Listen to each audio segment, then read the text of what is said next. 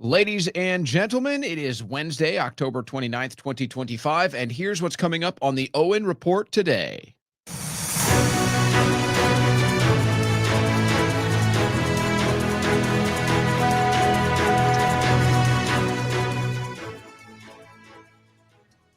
Well, I think it's worth starting the transmission today off by saying this, because I think it is the big news to understand this. No matter where I go, no matter who I talk to, they all think like we think. They all see the same issues that we see, and they're more akin now to recognizing propaganda as soon as they see it and rejecting it. Now, there's still a lot of political pressure on some of these hot issues, and there's still a lot of uncertainty as far as if people are willing to commit to a certain viewpoint or policy stance. But things are moving in our favor. Make no mistake about it. All right. But that's not the news. Here's what's coming up in the news. All right, we do have a government shutdown update. Speaker Johnson, again, addressing the media at the Capitol today. I feel like it gets more pathetic every time he speaks on this. And then the Republicans just still fail to see the vision. They just still fail to see the vision. And it's ironic today, as I'm going through all the different commentary on the shutdown, supposed liberals, supposed anti-establishment liberals are also calling for a permanent government shutdown, including one name who gets attacked from the right wing all the time, Dave Smith. And I'm sitting here and I'm saying, anti-establishment liberals are now more conservative than right-wing conservatives. Isn't that strange? So we'll be looking at that, and then some back and forth between Marjorie Taylor Greene and Speaker Johnson today. Keith Ellison, the Attorney General of Minnesota, he's weighing in on the shutdown.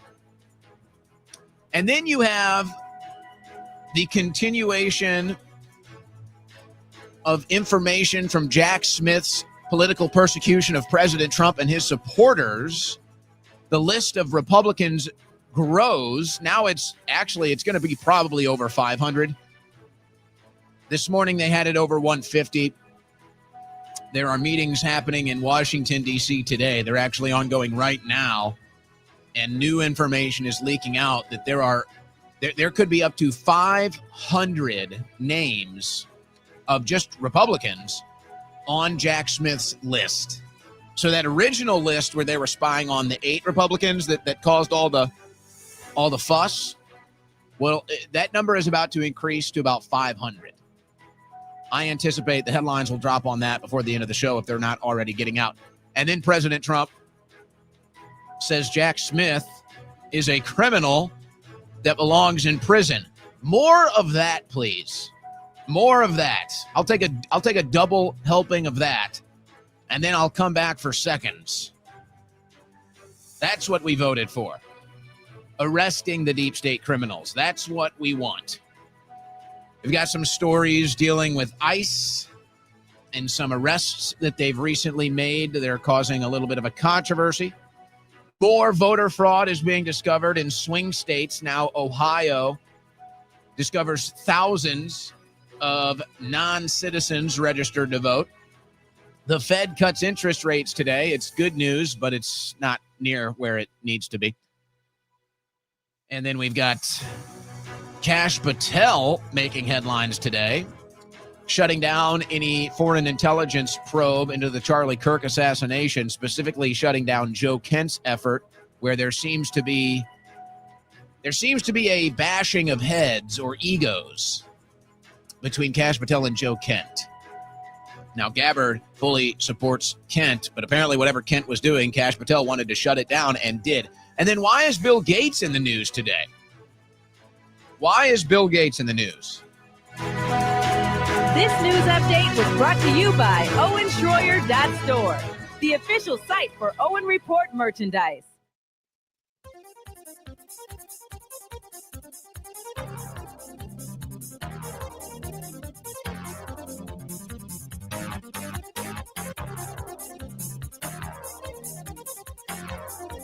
On the cutting edge of news and analysis, the Owen Report with Owen Schroyer.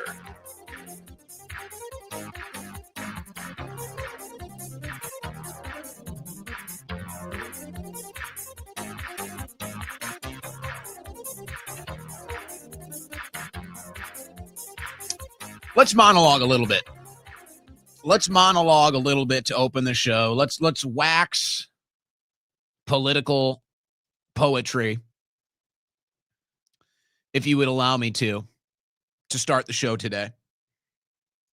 Because you need to hear this. You're not hearing enough of this. And I know there are a lot of people on the conservative side of the American political aisle, a lot of people that would probably consider themselves right-wing. We're talking about people that supported Trump in 2015 and 2016. We're talking about what I like to refer to as your average American, meaning they're not embedded in the news like you or I might be. They're not as invested in the day-to-day politically as you or I might be, but they want to be generally informed when they go to vote, and they have their own ideologies and principles that they apply to their politics. But I refer to them as the average American, and I believe that there are very few people left in the political media. At least there's a small amount of people left in the political media that have any connection to the average American.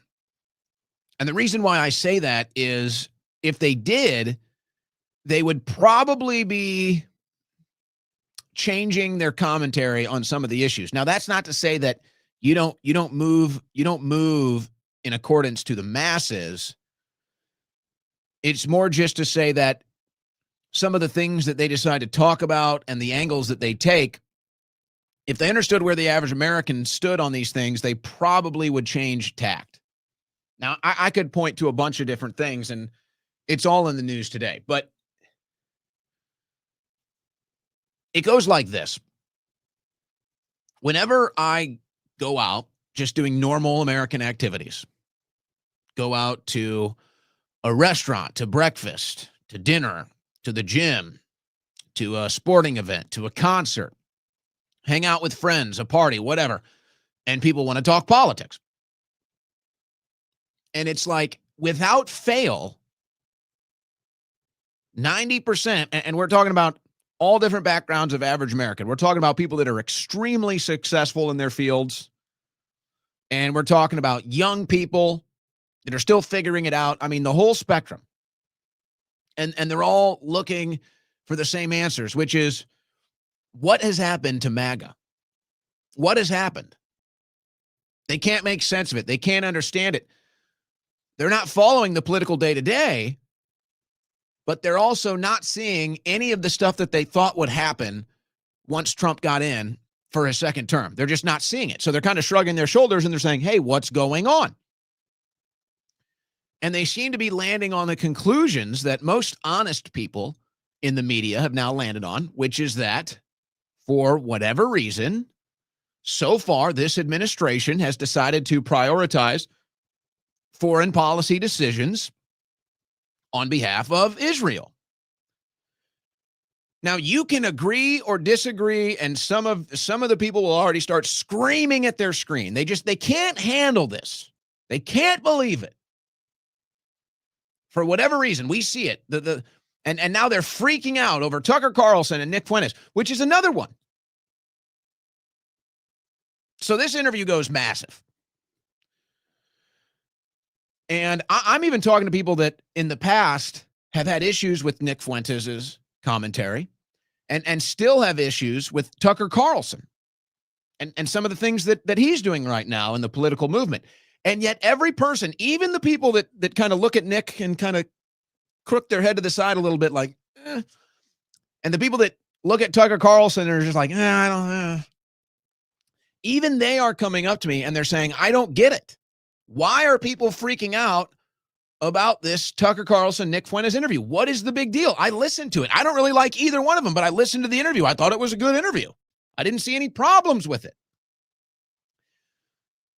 And depending on how far they want to go into this conversation, if they're really looking for answers or just trying to have small talk, here's what it is.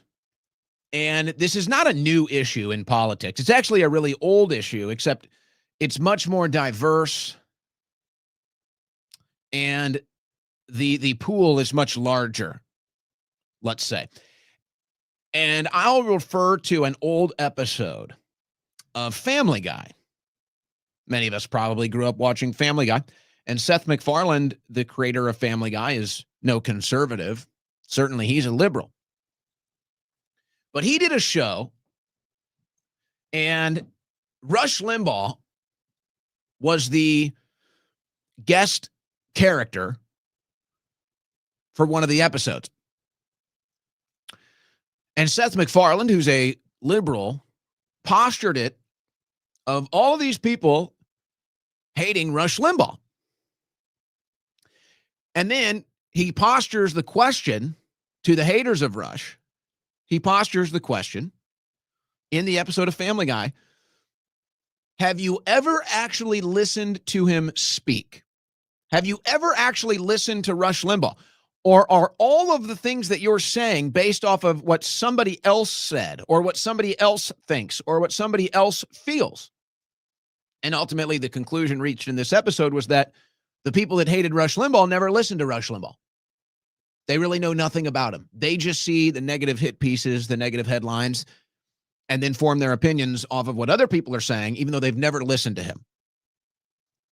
So I think a very similar thing now is happening with Nick Fuentes. And it seems like with every big interview that he gets, it's like breaking through that conservative gatekeeping matrix just a little bit more. It's starting to crack. And I've got these examples now of these people on X. And they're saying, if Nick Fuentes gets mainstreamed in conservatism, if Nick Fuentes gets accepted by the GOP, I'm out. Okay, thank you. Thank you. So you're saying now what the truth is, which is that you are the gatekeepers, and that anybody that has a foreign policy disagreement with you, you don't want them anywhere near Republican politics. And then you turn around and you say, golly gee, why can't we win elections? Golly gee, why is Mom Donnie winning in New York City? The answer is you. People can't stand you. You gatekeepers on the right. You fake holier than thou non-conservatives. And now you're just being honest about it. And what are you doing? You're going full woke right. They're going full woke right now, and they're saying, how dare Tucker Carlson and Nick Fuentes even talk? Oh, I can't wait. What are you going to say next? Tucker Carlson should be banned? Nick Fuentes should be banned? Ooh, I can't wait. I can't wait. I feel like it's inevitable. I feel like it's inevitable because Tucker and Nick are not going to shut up. They're not going anywhere. You could even argue that they're more popular than they've ever been right now.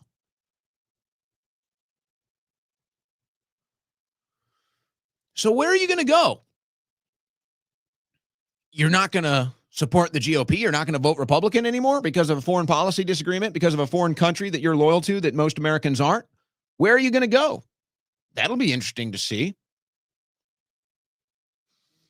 Are you going to start calling for outright censorship of Tucker Carlson? Are you going to start calling for outright censorship of Nick Fuentes? And before you think that that's too far-fetched. Remember this. Conservatives were already calling for Nick Fuentes to be banned years ago.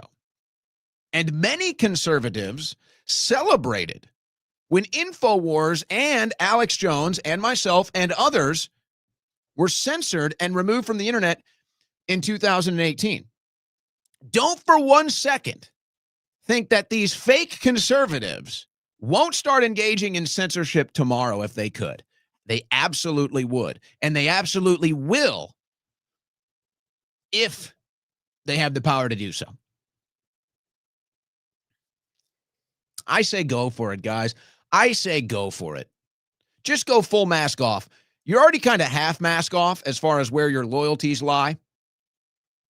You're already kind of half mask off as far as the things that you truly care about. But go full mask off. I don't think Cuomo is going to win. And I feel bad how the Republicans, the GOP, and some of these big social media influencers have thrown Curtis Sliwa under the bus. It's disgusting. It's a shame. I'm not surprised by it. But part of me wants to see Cuomo win because I want to see the Republicans celebrate Cuomo winning. I want to see it. I want America to see that moment. I want American conservatives and Christians to see that moment, to see Republicans celebrating Cuomo winning. Let's go full mask off. And I find it funny as all of this is going on and we see all the complaints and we see the right wing, the new right wing establishment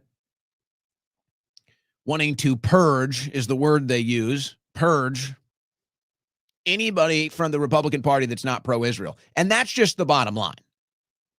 Let's stop playing word games. Let's not mince words. Let's not confuse the issue. Let's call it what it is.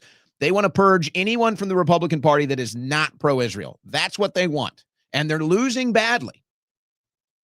They're losing badly. But here's what the woke right doesn't understand.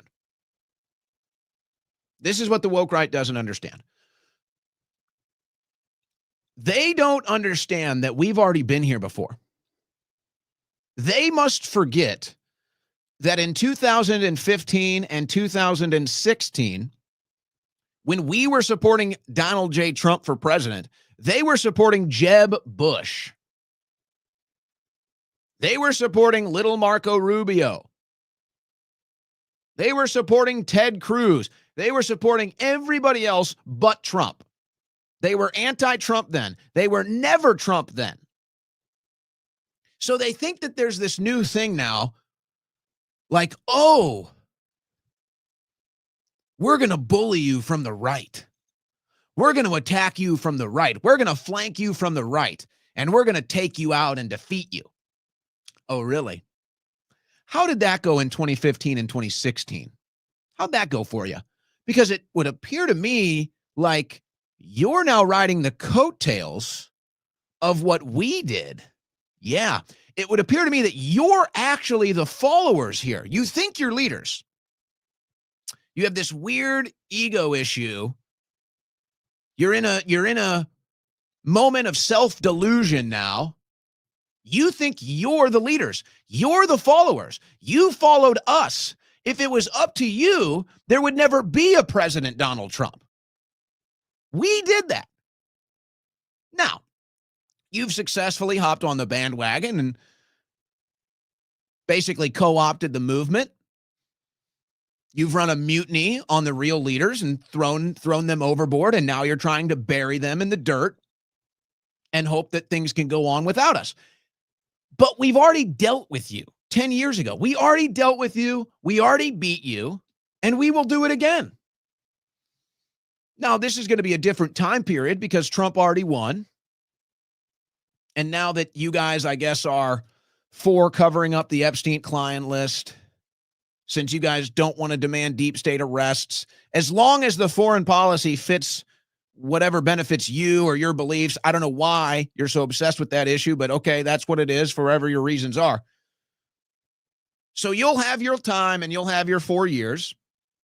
And then you'll be stunned when it's a Tucker Carlson or a Marjorie Taylor Greene or a Thomas Massey or somebody else that rises up through the ranks that you don't like, that you try to destroy.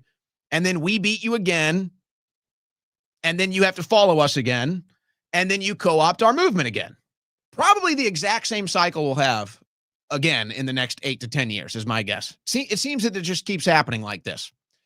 And maybe we can break that cycle, but that's seemingly how it goes. But here's what I find funny. As I'm seeing a lot of these new woke right fake leaders start to complain about the left.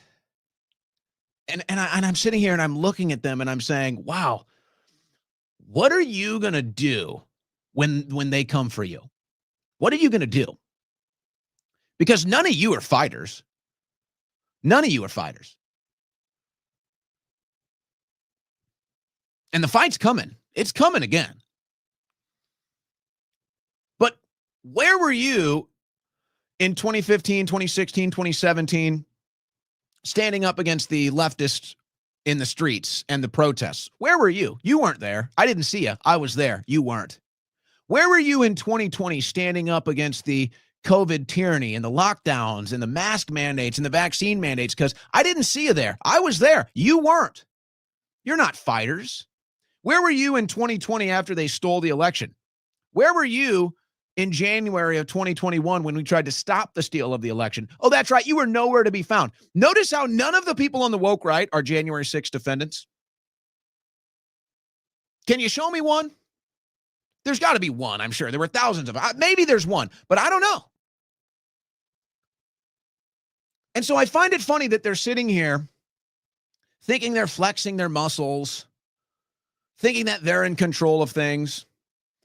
You don't realize the only people that stood in the way between the radical left and you and everything the radical left represents and you, the woke right, the only thing that stood in their way was us.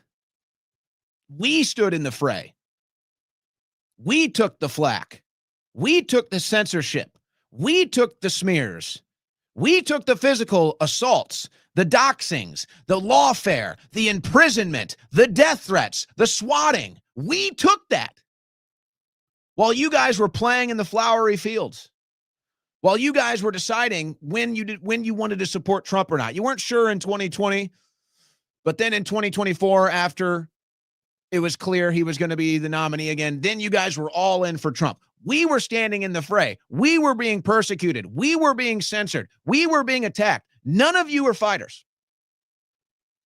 So it's going to be fun. It's going to be fun when the radical left comes for you and all the fighters on the right wing that you have now purged, as you say, you've purged us, you've gotten rid of us, and none of us are there to stand in the way of the radical left. What are you going to do then? Have you thought about that? Because I get it. I do. We're a little rough around the edges. We're a little edgy. Maybe sometimes we're even inappropriate. And maybe some of our views to you are a little extreme. Maybe. So I get it.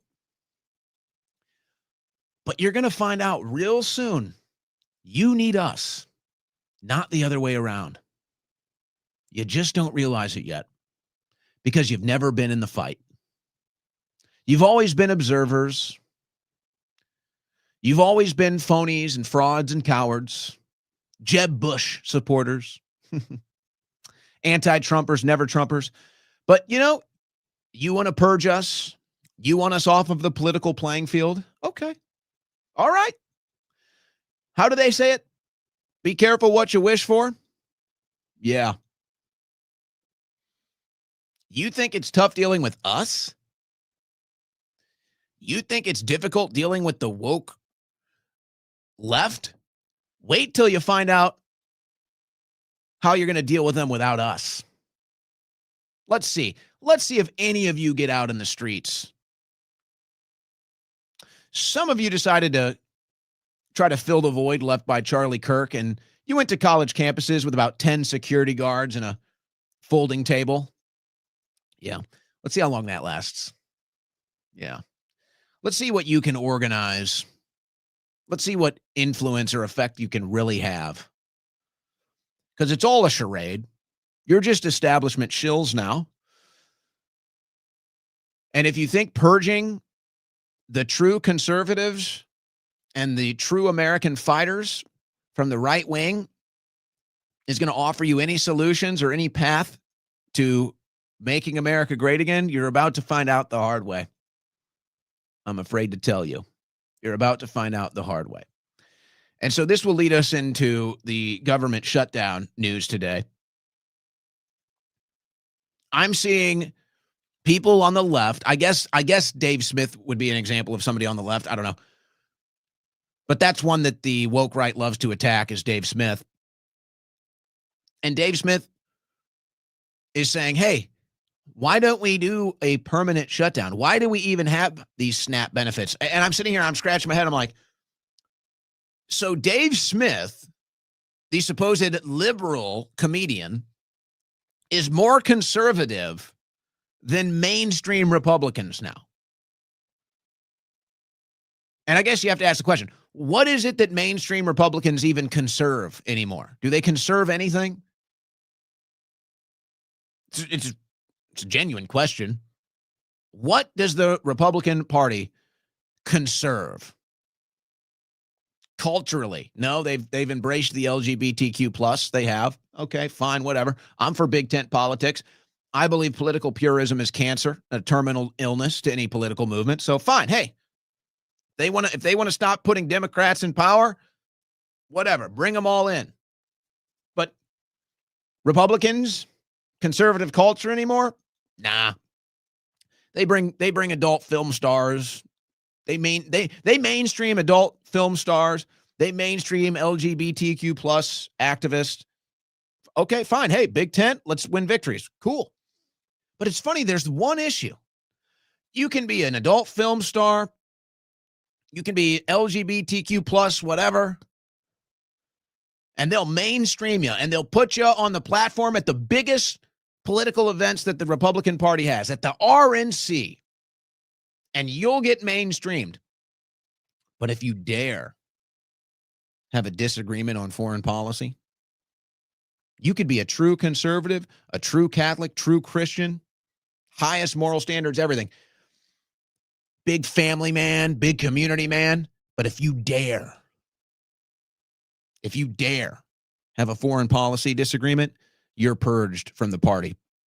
And they're going to bring in a porn star to sit in your seat and promote conservative values. So, Speaker Johnson, today at the Capitol. I get why he's doing it. And you could even say it's his job to go out there and blame everything on Democrats and to get up there and clear the Republicans of all the blame. And you know, it's mostly accurate. It's the Democrats that are stopping the reopening. It's the Democrats that aren't voting for it. Every Republican is voting for it. It's the Democrats that aren't. So it's not that he's being dishonest. It's just, if I have to hear Speaker Johnson or John Thune get up in front of the American people again and promote the welfare state, I think I'm going to be sick. I think I'm going to be nauseous. If I have to hear Mike Johnson and John Thune talking about the poor federal workers again, I think I'm gonna hurl. Oh, you're so cold-hearted. You're so harsh. Fine. I don't care. This is politics, baby. You want to win or not? Do you want to save the country or not? Do you want to promote and instill conservative values into policy decisions, or do you not? Or let's be really cold-hearted. There are numbers indicating that upwards of 30% of SNAP recipients are non-citizens. 30%. And this is who they're fighting for? This is who they want to make sure is taken care of? Do you think they vote Republican, by the way? The federal workers. And they're talking about Virginia. And it's all political. We got a big election coming up in Virginia, guys. We got a big election coming up, guys. We need to reopen the government. We need to blame everything on the Democrats. We got to win these elections. Okay. So when do we actually decide to promote conservative values? Don't you know? The state of Virginia has the most federal workers, and there's an election coming up. Do you really think those federal workers vote Republican? What are you so scared of? This is the moment. I will say this every single day the government shutdown continues. I will say this every single day on repeat like a broken record. This is the moment where Republicans should be promoting conservative values and crushing the welfare state, crushing the foreign aid. And they say, this is a clean bill. This is a clean budget. Okay. Yeah.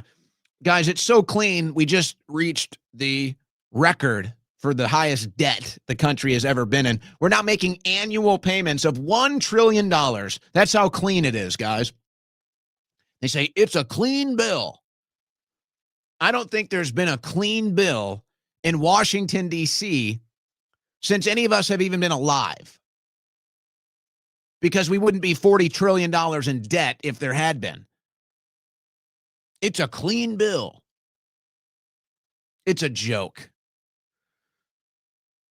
It's a joke. So a lot of big talk. We're going to drain the swamp. They're not draining the swamp. They're swimming in it. They're synchronized swimming in the swamp. That's what they're doing. They're playing Marco Polo in the swamp. And they're telling you it's a clean bill. So I get it. I get why Speaker Johnson is doing it, but it makes me sick. And you just realize all of these politicians are cowards. I shouldn't say all. The vast majority are cowards. And the moment that they actually get the opportunity to instill institutional change in Washington, D.C., that everybody voted for, that everybody wants, instead they just go right back into the swamp and play political football with the Democrats. And they seem to be misreading the numbers. And Speaker Johnson comes out and he says, the numbers are in. Republicans are more popular. The government shutdown actually is helping Republicans. So why aren't you promoting it? I don't get it. It's like you're almost there. It's like, oh, there's a hint. It's like, our polling numbers are going up. How can this be? Because most people don't follow politics, Mike. Most people have never listened to a word you've said about this shutdown. Not a single sentence. And most people, if you asked, are going to blame the shutdown on Donald Trump. Because he's the president. They don't even know who Chuck Schumer is. They don't know who the speaker is. They don't know who Chuck Schumer is. They don't know any of these things. They just hear government shutdown. They think President Trump. They think President Trump is responsible for the shutdown. And they like it. And they like it. And they want more. And you're up there trying to give the Democrats the credit. Even though you know it's actually helping your poll numbers. So what are we doing here? Is there no creativity in Washington, D.C.? Is there none? Is there nobody there willing to take a shot? Now is the time for reform. Now is the time for the Republicans to get in front of the cameras. You guys want the attention? Now's the time. Get in front of the cameras, get behind the microphone, and start talking about reform. Maybe invite Elon Musk back to run Doge. Maybe actually go for that $1 trillion in waste, fraud, and abuse. No, that would be too hard. So instead, you're going to point the finger and wag the finger at Chuck Schumer all day. We should be talking about ending SNAP benefits or reforming SNAP benefits. At the very least, reforming SNAP benefits or at large, the welfare state. Maybe we should be explaining to Americans that aren't getting paid starting this week, potentially air traffic controllers as well, all these federal workers. Maybe it's time we figured out a way to explain to them why. Sorry, American, you don't get your paycheck today, but don't worry, because the foreign aid is still going out. No problem. No problem at all. No problem. So the people that rely on the government welfare to feed their family and the people that rely on the government employment status to pay their bills, we're sorry, you're out of luck, but have no fear. We're still going to give the foreign aid to Israel. We're still going to give the foreign aid to Ukraine. We're going to beef up our foreign aid to Argentina. That's even a pun. Do not fret. I know you're broke. And then it's an air traffic controller this morning is a guest on Fox and Friends. And he's talking about, because it's a big threat. It's a big threat right now, what's going on with the air traffic controllers. And they're already shorthanded. And now they're having morale issues because of the government shutdown. And they don't know when they're going to be paid again. So they have an air traffic controller on Fox and Friends this morning. And he says, the problem that we're dealing with is that the air traffic controllers can't focus at work because they're too busy trying to figure out how to pay their bills, how to pay their kids' tuition, how to pay their rent, their car payments, their mortgages, whatever it is. And so they're on there talking about how it's this big financial disaster in air traffic control. And I'm like, wait a second.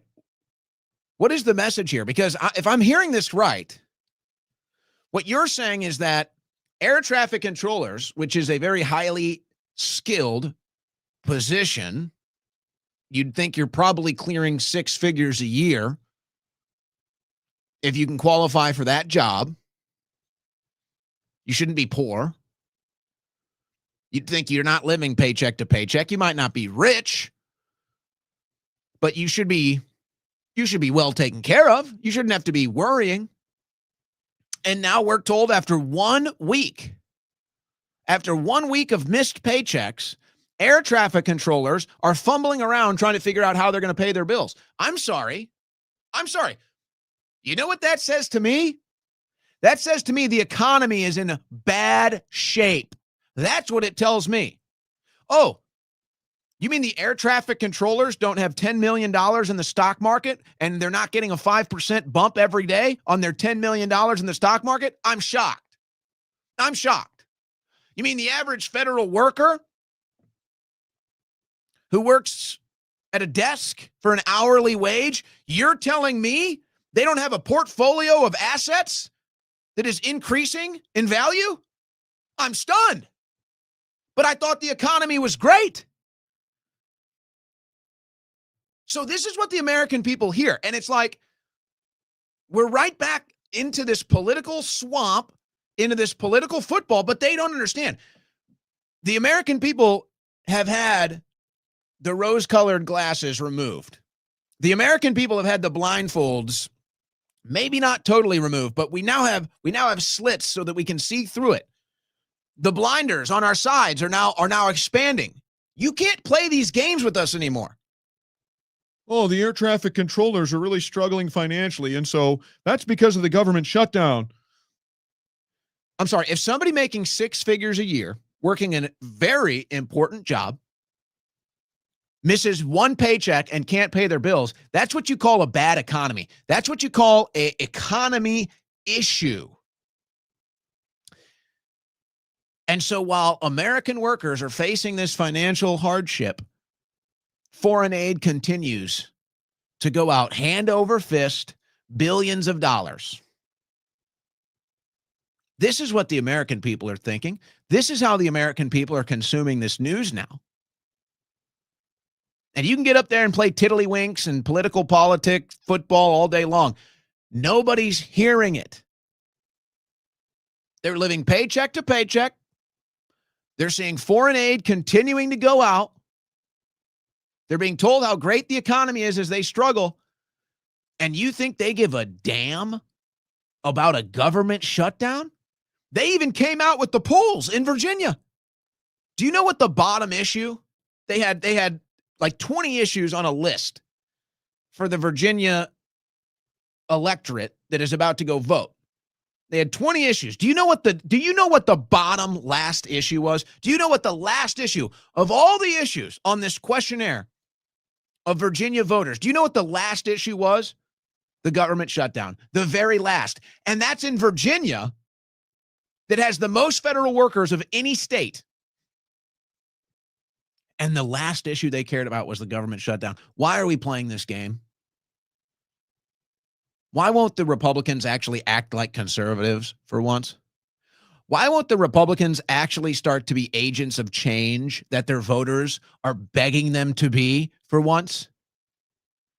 And it's like President Trump, while he's trying to get these tariff deals done in Asia, has to come out here and create a headline that Jack Smith is a criminal who belongs in prison. It's like, that's all we can get is a good headline. It's like, that's all we can get. It's like, yeah, more of that. Oh, that's what we want. Yeah, we want the deep state arrested. That's what we want. And that's the state of things right now. Oh, wow, Republicans have the House. Republicans have the Senate. Republicans have the White House. And all we can get is a headline. That's all we can get is a damn headline. And you think people give a damn about the government shutdown?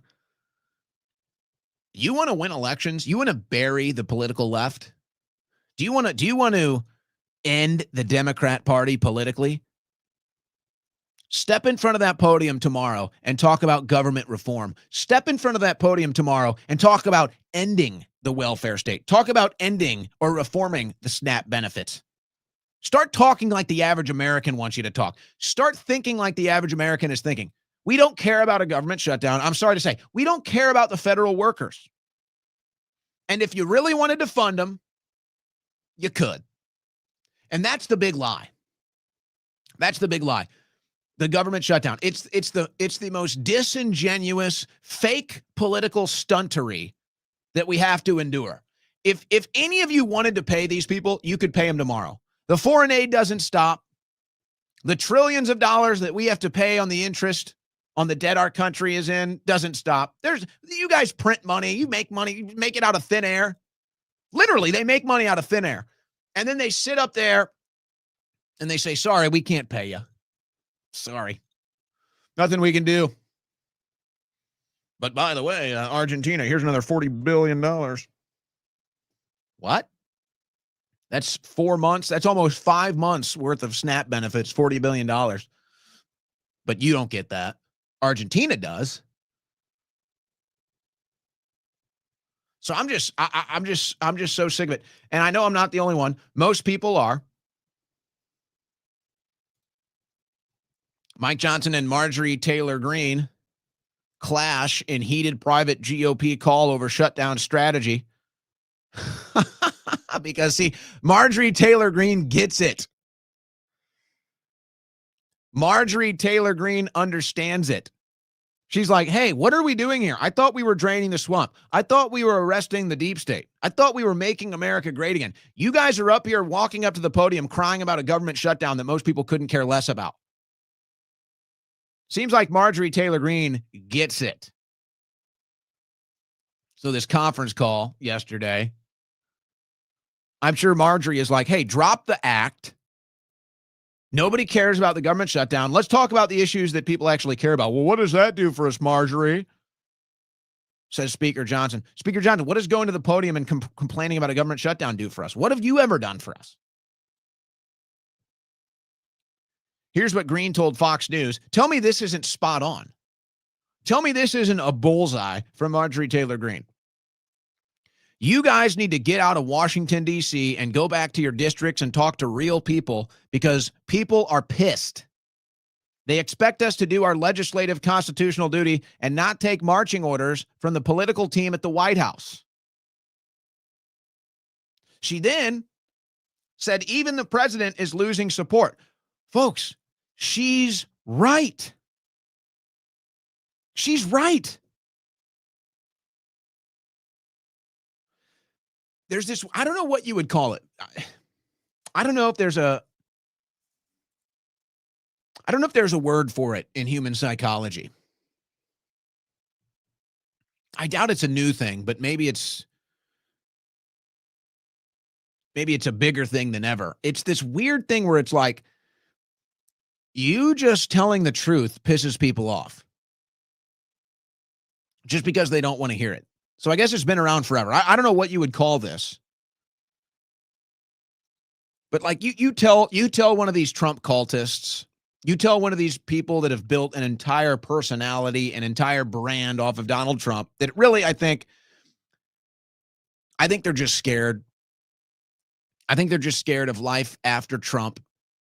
And it's kind of hitting them now that he's not going to be running for re-election, which it sounds like the whole idea of him running for a third term is not going to happen.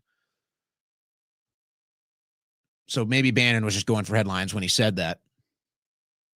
And he knows how to do that. So I'm thinking that's what it is. But you find one of these people that have just made a whole personality, a whole brand off of Trump. I think they're scared. They don't know what to do. They don't even know who they are anymore. They don't even know what they are anymore. They don't know what they're going to do after President Trump is gone. It's like, are you still going to go around in your costumes? Are you still going to be the MAGA this and the Trump that? Or are you going to be your own person again? They don't know. They don't know what to do. So it scares them. It freaks them out. It's a fact, folks. It is a fact that Trump is losing support. That is a fact.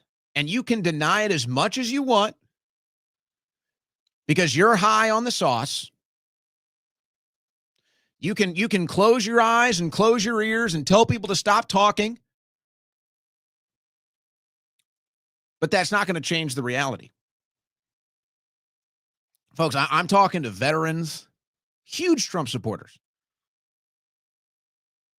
I'm talking to people my age. I'm talking to people older, younger, men, women. They are all saying the same thing. They're all saying the same thing. Some people maybe haven't budged. I don't know anybody that likes Trump more now. Do you know anybody that likes Trump more now than they did in January? The only people are the Israeli lobbyists. That's it. The Israel dual citizens and Benjamin Netanyahu's agents. Those are the only people. So that's like what, 0.0001% of the American population? Yeah, Trump is the best ever in their eyes. Outside of that, he's losing support everywhere. He's hemorrhaging support from young Americans. Many young men are just outright pissed at how things have gone so far. And they just want to close their ears and close their eyes. La la la la la la, not happening, not happening. It's not true. But Marjorie Taylor Greene is right. You need to go talk to the average American. And you're going to find out real quick how true it is. And I know you're scared. You're scared because you're the MAGA guy. You're scared because you're the Trump brand guy. And you don't know what you're going to do. And it's been such a long ride since you decided to hop on the bandwagon. It's been such a long, profitable, fun ride for you as the Trump brand guy, the MAGA brand guy. And you got your outfit, you got your moniker, but you don't know what you're going to do. And if Trump is losing popularity, and if Trump's approval ratings are going down, and if the Trump administration isn't doing what people want it to do, now you're scared. Because now you might not be so cool. And you might not be so popular. And whatever time you have left to profit off of your brand that is based off of somebody else, not even based off of you, you have no personality, you have no brand, it's all based off of somebody else, you're scared. Because if Trump goes down, you go down. So I get it. But this is the reality, and Marjorie Taylor Greene is right. And eventually, you're going to learn it the hard way. You're going to learn it the hard way when we have to beat you again in the 2028 primaries. Or you're going to learn it the hard way when the Democrats win the House in 2026. I don't know which one it's going to be, but it's going to be one of those two. And you won't be able to deny it then. But it's all this denial game. And I'm not playing it. And then, but see, you know, and of course the problem is, and this is why you really just have to ignore Democrats at this point. So it's like we can totally lean in to the conversations, the debates, the disagreements on the right. We can lean into that and we can move forward amicably, but they don't want to move forward amicably. They want you out of the movement. They want to move forward without you. But it's like we can't even really go all in on that because we still have to deal with this Democrat crap. Keith Ellison, the Attorney General of Minnesota, is suing the Trump administration to prevent them from suspending SNAP benefits. Isn't that rich? I will not allow Trump to use hungry children as bargaining chips. It's just unbelievable. USDA has a multi-billion-dollar contingency fund intended to keep programs like SNAP running. They must use it. Well, first of all, they don't have the money. Okay? They don't have the money. Secondly, it's the Democrats that aren't voting. Every single Republican in the Senate voted to reopen the government. Every single one voted for the continued resolution to reopen the government. Every single one. They needed 6 or 7 Democrats. I think it was 7. They needed 7 Democrats to vote in the Senate. Just 7. And not a single one did. Not a single one. And so you're blaming that on Republicans. So it's like you've got the Republicans that are like fork-tongued, disingenuous cowards. And then you have the Democrats that are just outright evil, diabolical, lying sacks of crap. Actually reminds me of a South Park episode. You going to vote for the turd sandwich or the douche? Which one you got? You know, you thought you had something new, but it ends up being the same, doesn't it? Every single time. Turd sandwich or douche? Which one is which at this point? I guess the douche at least serves a purpose. So maybe, I don't know. Who's the douche? Who's the turd sandwich? This is what you get. And this is why so many on the right are disenfranchised and so many on the left are disenfranchised too. But the right is in power. We just won the election and it's like we can't even get what we vote for. And they say, what are you talking about? We got a secure border. That's basic law enforcement, bro. That is basic law enforcement. I'm celebrating we have a secure border. Great job. A. You got an A on the board for a secure border and you're working on deportations. Great job. No one's denying that is probably your strong point right now. I don't know if there's anything else even close to that right now. But okay, so that's your strong point. That's basic law enforcement. There's nothing special about that. That's what the status quo should be. So now they want you to celebrate mediocrity. And I guess that's really the modern day right wing in a nutshell, isn't it? It's like, well, at least we're here. Yeah, but you don't win anything. Yeah, but we're here. Yeah, but you never change anything. I know, but we are here. That's it. That's celebrate the mediocrity of the Republican Party. That's what they want you to do.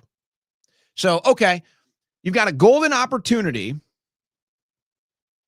to start talking about reform, to start talking about ending all these entitlements, these welfare programs.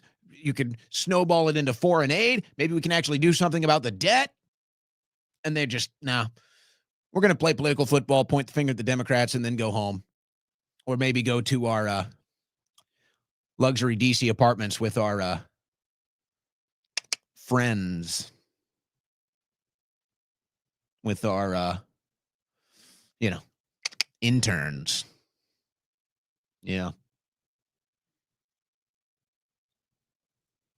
So what's new, guys?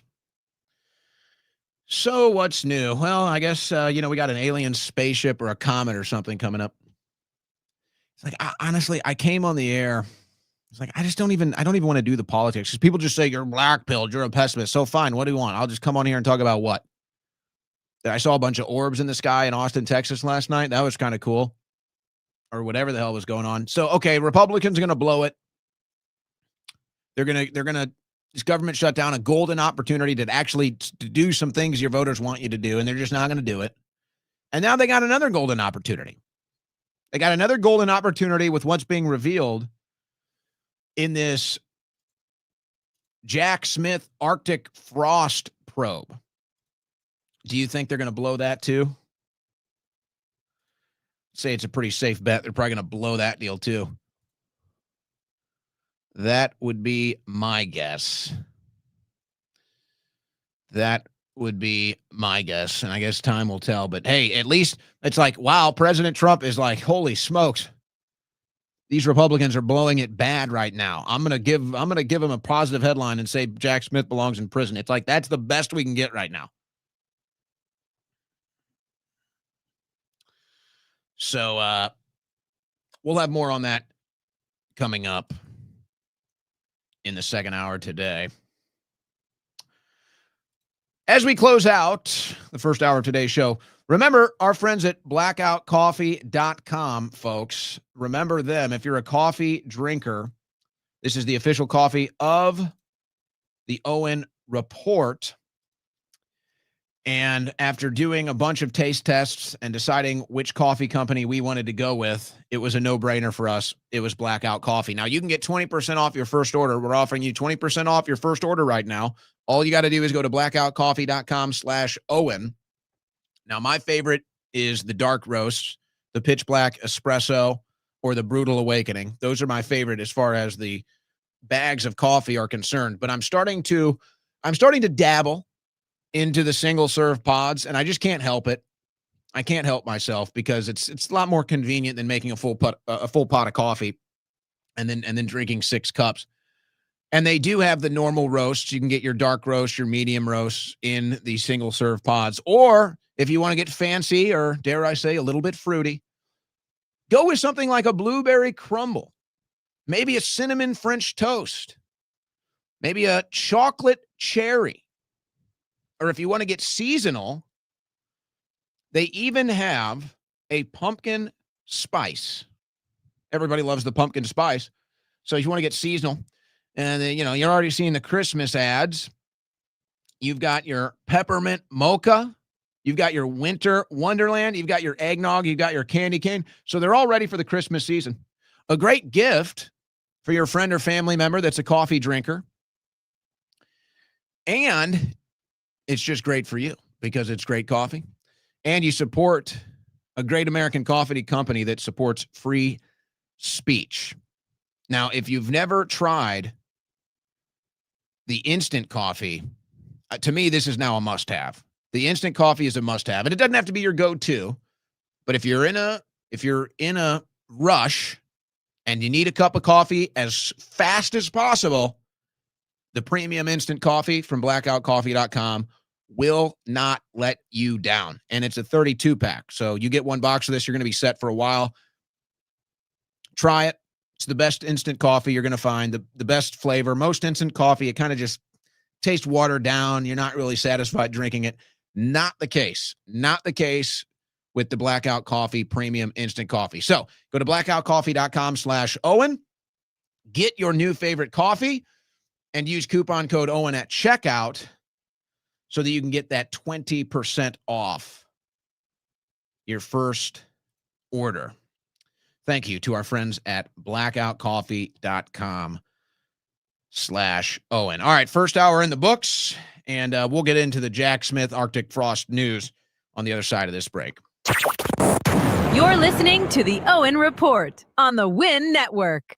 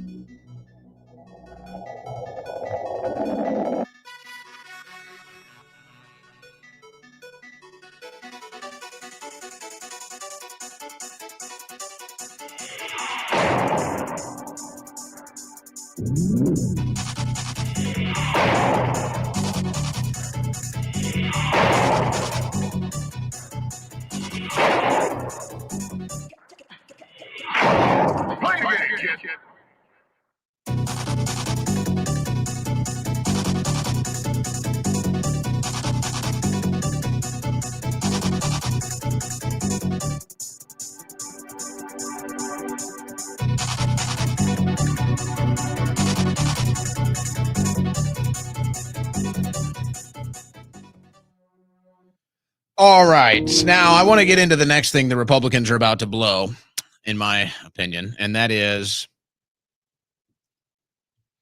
the Arctic frost investigation. Now, when I went live today,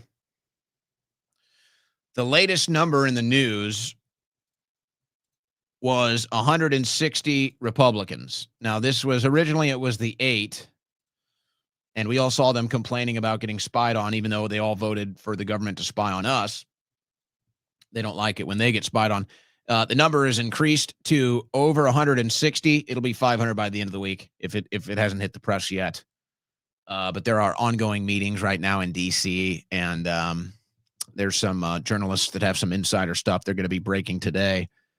Over 160 Republicans may have been investigated by Biden's FBI in Arctic frost probe. Now, there's some other big developments on this that I am not at liberty to get into yet. And in fact, I may not even be able to get into at all because of legal reasons. And I think that you can probably summarize what I'm saying here, because I have my own litigation involving multiple cases. So I'm probably not going to be able to get into some of the other breaking news. Other people are covering it. It's out there. It's not like I'm covering it up. It's all out there, and more is coming. I just can't cover it because I'm involved in litigation with all of this stuff. But there's some other very interesting stuff that's going to come out this week. And then it just gets right back to the same question. When is Pam Bondi going to do something? When is the FBI going to do something? When are we actually going to get deep state arrests?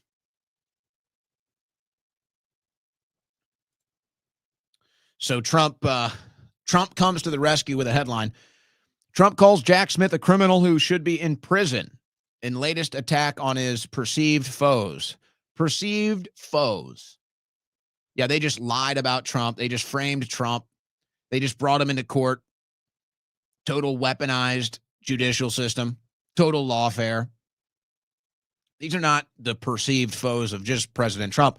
These are the foes of the American people, including President Trump. Trump calls for prosecution of more Biden-era justice officials, including Jack Smith and Merrick Garland. Let's go. What are we waiting for? This is what we voted for. We want to drain the swamp. When was the last time Trump even said drain the swamp? We want to arrest the deep state. Is anybody still talking about this?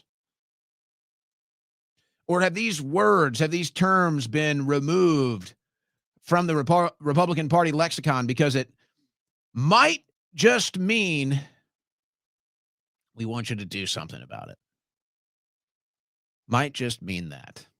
So we gotta ease up on those words. We gotta not say those things anymore.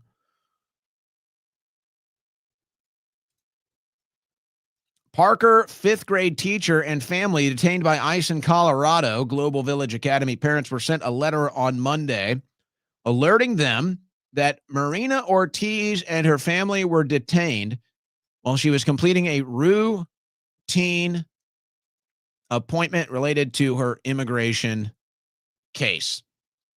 So here's the deal. She had every opportunity to take care of this. She came in illegally under Joe Biden. She knew that she was going to get deported if she didn't go through proper protocols, and now she's been deported. So they play this sob story, and, I get it. I do. This was a teacher. She was probably beloved by her students in the community. So this is an ugly one. But you came in illegally under Joe Biden. You had every opportunity to try to fix this before you had your ICE meeting and you knew you were going to get deported. So sorry, but you knew. So, of course, the media spins it. No, it's the big victim thing and the poor community and the poor teacher. And okay, she came in illegally under Joe Biden. She had every warning to try to fix this, and she didn't do it. And she knew she was going to get deported. So, I don't know what you want. I don't know what you want from us. You came in illegally, you got deported. I don't know what you want from us. This isn't a damn free ride here. Ohio uncovers over 1,000 non-citizens appearing registered to vote. Sends cases to the Department of Justice for prosecution. And the Secretary of State in Ohio, Frank LaRose, says 167 individuals appeared to have cast ballots in federal elections since 2018. No, there's no voter fraud. No. The Fed has cut rates for the second time this year, will end balance sheet runoff in December by a 10-2 vote. The central bank's Federal Open Market Committee lowered its benchmark overnight borrowing rate to a range of 3.75 to 4%. They cut it by 0.25%. In addition to the rate move, the Fed announced that it would be ending the reduction of its asset purchases, a process known as quantitative tightening, on December 1st.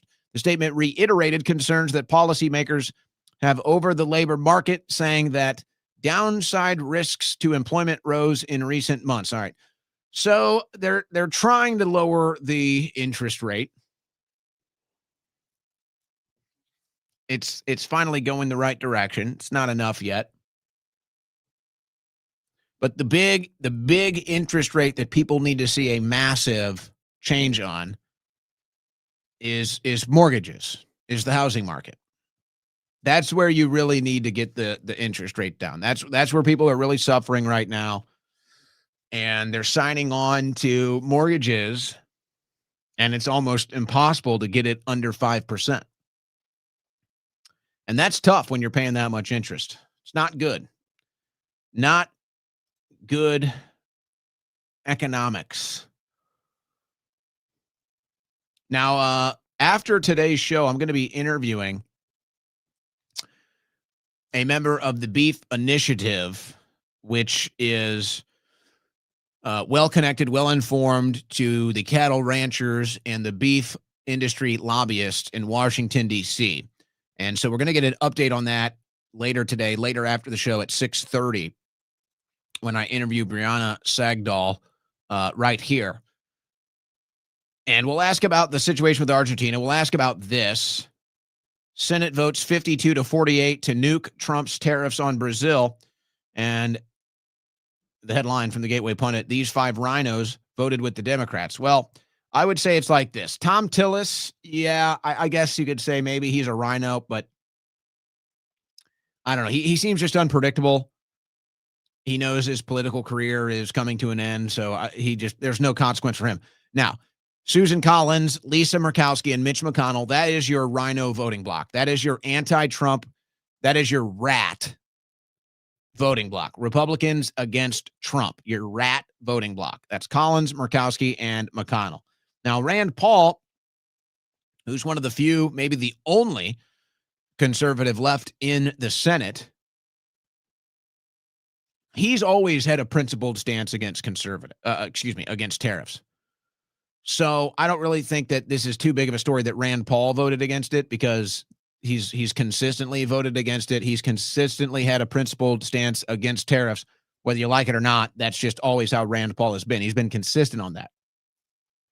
So your issue here is Tom Tillis, an outgoing Republican, and then your issue is Collins, Murkowski, and McConnell, who are Republicans against Trump.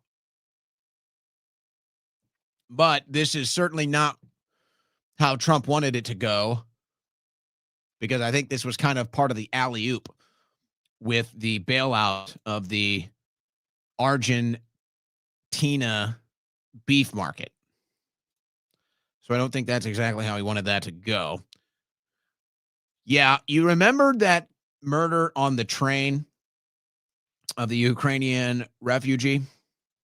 Well, there's been another homicide on the same train.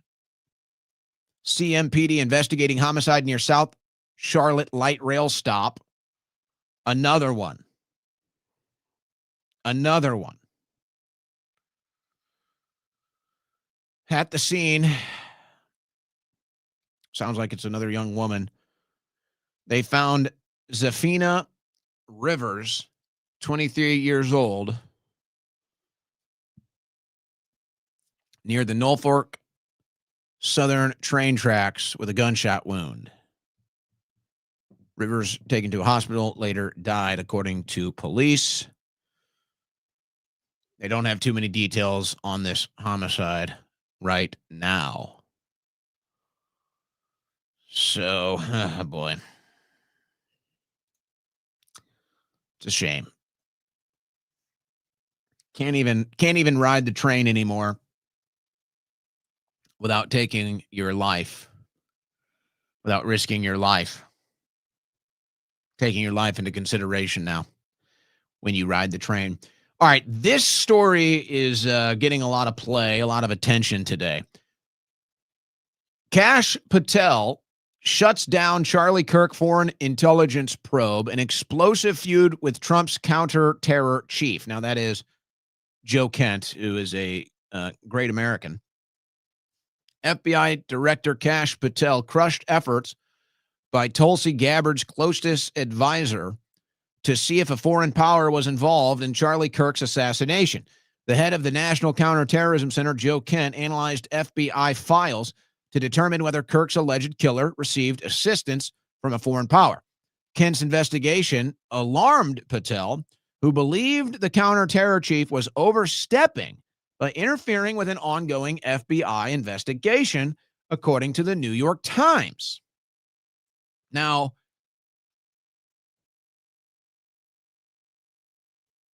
let me carry on here. The Times spoke with supporters of Kent who claim he was doing his job by chasing down any leads to ensure no foreign groups were involved in Kirk's death. After Patel discovered Kent had gone through FBI case material related to the Kirk killing, a tense White House meeting was held to discuss the matter. A roundtable meeting between Patel, Kent, Gabbard, Vance, and Wiles and senior DOJ officials was held at the White House. Kent told administrative officials that he was granted access to FBI files by a low-ranking agency official. The White House meeting was so tense that little was accomplished, according to the Times. Trump administration officials were worried that Kent's probe into foreign interference could provide ammunition to Robinson's defense lawyers. That doesn't make sense. Who could then argue more than one suspect was involved in Kirk's murder. Well, how would they have access to that information anyway? And why is the FBI deciding they're basically closing the idea? They're not open to the idea that there might be more than one person involved. I don't like the direction this is heading, folks. I don't like it at all. The FBI and the DOJ have traditionally tightly regulated evidence in active criminal investigations and prosecutions. Under the direction of Kent, the Counterterrorism Center collected material from other intelligence agencies regarding potential foreign ties to Robinson, as well as evaluated any potential foreign funding from individuals associated with left-wing groups such as Antifa. There have been long-standing issues regarding jurisdiction between Gabbard's office and the FBI. That's also alarming, in my opinion. It is not clear if the FBI or the Counterterrorism Center is still investigating whether a foreign power assisted in the murder of Charlie Kirk. In a joint statement, Patel and Gabbard said the FBI and intelligence community under the direction of President Trump will leave no stone unturned in the investigation of the assassination of our friend Charlie Kirk. Well, it sounds like the FBI is leaving stones unturned, actually, is what it sounds like. So, the former CIA employee and Green Beret veteran is known for his non-interventionist foreign policy views. Much like Tulsi Gabbard, which is why Gabbard's department gets attacked the most, because they're non-interventionists and they would probably be called isolationists, but they're closer to America first than anybody else out there. Now, here's why I'm concerned about what's happening here.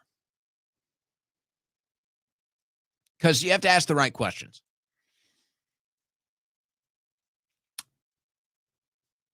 You're getting mixed messages.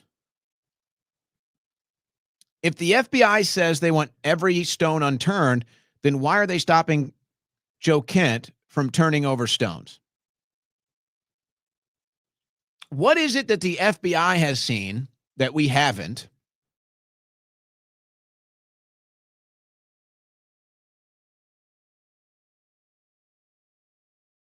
And the obvious question remains, why haven't they released the full video? This is the obvious, of all the different issues, of all the different questions, anomalies, impossibilities, that's the biggest one. Why won't they release the full video? They have the video of Tyler Robinson taking the shot, if it happened. So what am I left to believe? You have the video of Tyler Robinson taking the shot. So why haven't you shared it? It's an honest question. It's no conspiracy theory. They have the video. They decided to edit the video and only release the part where he's running across the roof. Why? Simple question. Why? And maybe we'll get an answer to that question in the trial. Maybe. But that's the biggest question. That's the most obvious question. And it's the most suspicious. It's the most suspicious thing, I think, of the entire thing. But here's what I don't understand. I think there's either one of two things happening here. Either there's some sort of a petty power struggle over this investigation right now. And it's just this petty thing about who's going to be investigating and who's going to be the hero and who's going to collect all the evidence. And it's the FBI and it's the counterterrorism department and maybe it's Joe Kent and Kash Patel personally. I don't know. That's your more innocent option. That there's just some petty personality conflict or power struggle right now over the investigation. That's your innocent explanation. Perhaps your not so innocent explanation of this is that, and would anybody be surprised, that the FBI is covering up a crime? Now, of course, you can't take what they're saying at face value. They want to put a good face on this, and they want to say, oh, no, everything's good, everything's good. So if you take that at face value, then you have to land on the not so innocent conclusion here, is that somebody's covering this up. What was it that Joe Kent was investigating that the FBI didn't want him to? Where was it that Joe Kent was looking that the FBI didn't want him to? It's a totally fair question. And they can sit here, because it's obviously an excuse, and they can sit here and say, it's interfering with the investigation.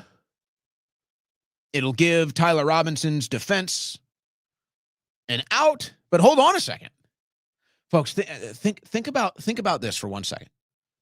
And this is how you know they're lying. And this is why I'm not so sure this is so innocent. I'm not so sure this is a personality conflict. It's a potential, but I'm not so sure. Because if the FBI had the video of Tyler Robinson taking the shot, then why would they care? Why would any of this matter? We know the FBI has the video, so why do they care? Well, now you have two conclusions. One, there are other people involved, and for whatever reason, they don't want Joe Kent to find out. It could be for the more innocent reason of who gets the credit. It could be for a more guilty reason of a cover-up. But for whatever reason, they don't want Joe Kent to continue looking into it. But to say it would hurt the prosecution, to say that somehow it would help Tyler Robinson, well, then if I'm taking that at face value, then what did you just tell me? What did the FBI just tell me? They don't have a video of Tyler Robinson shooting a gun. How else am I supposed to interpret this, folks? If the FBI is concerned about their evidence and the FBI is concerned about the prosecution, then they don't have a video of Tyler Robinson taking a shot, folks. They don't have it. So then what do they have? So then the video that they edited, the video that they purposely edited and released to the public of Tyler Robinson running across the roof after he took the shot, what do they have? This is now the look, to the people that have been following this, and I've been transparent about my approach and why I backed off of it after the memorial in Phoenix. And there have been a lot of big developments, quite frankly, since then, including some very strange internet activity. And I'll leave it at that for now. Was Joe Kent looking into that? Let me ask you this question. If Joe Kent was looking into Chinese involvement, do you think they'd be telling him to stop? If Joe Kent was looking into Iranian involvement, do you think they'd be telling him to stop? If Joe Kent was looking into Russian involvement, do you think they'd be telling him to stop? Or what if Joe Kent was looking into something else? What if Joe Kent was looking into a lot of the things that we are looking into? What if Joe Kent was looking into a lot of the things that are clearly red flags that any other investigator would be at least curious to look into? Maybe not convinced of anything, but at least curious enough to look into it. And if the FBI is concerned that somehow Joe Kent's investigation is going to hurt their prosecution, then now I'm convinced you do not have a video of Tyler Robinson taking a shot. And if you don't have a video of Tyler Robinson taking a shot, but you have the video of him running across the roof, then Tyler Robinson didn't take the shot, did he? What other conclusion am I to reach? Now, again, the innocent explanation could be a personality conflict. It could be a who's going to get the credit conflict. That would be your innocent explanation. Now, I'm not going to act like I know Joe Kent well, but I was interviewing Joe Kent before anybody else when he was running for Congress years ago. I was the first person to interview Joe Kent when he was running for Congress in Washington, D.C. And of probably the 4 interviews that I had with Joe, he's probably about as stand-up as a guy you're going to get. And as far as ego is concerned, he's not an ego guy. He's not a big ego guy. He's not a big credit guy. He's a very humble. He's a very he's a man that has humility in his character. So for me to go with the innocent explanation that there's some sort of personality conflict and who's going to get the credit and the hero credentials from this investigation, that doesn't really fit the Joe Kent profile. That doesn't really fit the Joe Kent character. And if we really want to expand this, it doesn't really fit Tulsi Gabbard character either, does it? So I'm not so sure. I'm not so sure this is a personality issue because the math ain't mathin' for me, but it's okay. It's still a potential. But folks, I'm looking at this now and I'm saying, hold on a second. This is the biggest development, I think, because it's coming from the actual investigators. We're not talking about the independent investigators, not to slight them because they've produced some incredible stuff. Very, very suspicious stuff, to say the least. Stuff that's almost impossible, quite frankly. It's like almost impossible that this isn't direct evidence of involvement in the Kirk assassination. But this is actually coming from the feds. So again, I just ask you. You have to reach logical conclusions here, folks. You have to do your own deductive reasoning to reach a logical conclusion. The FBI has a video of Tyler Robinson on the roof.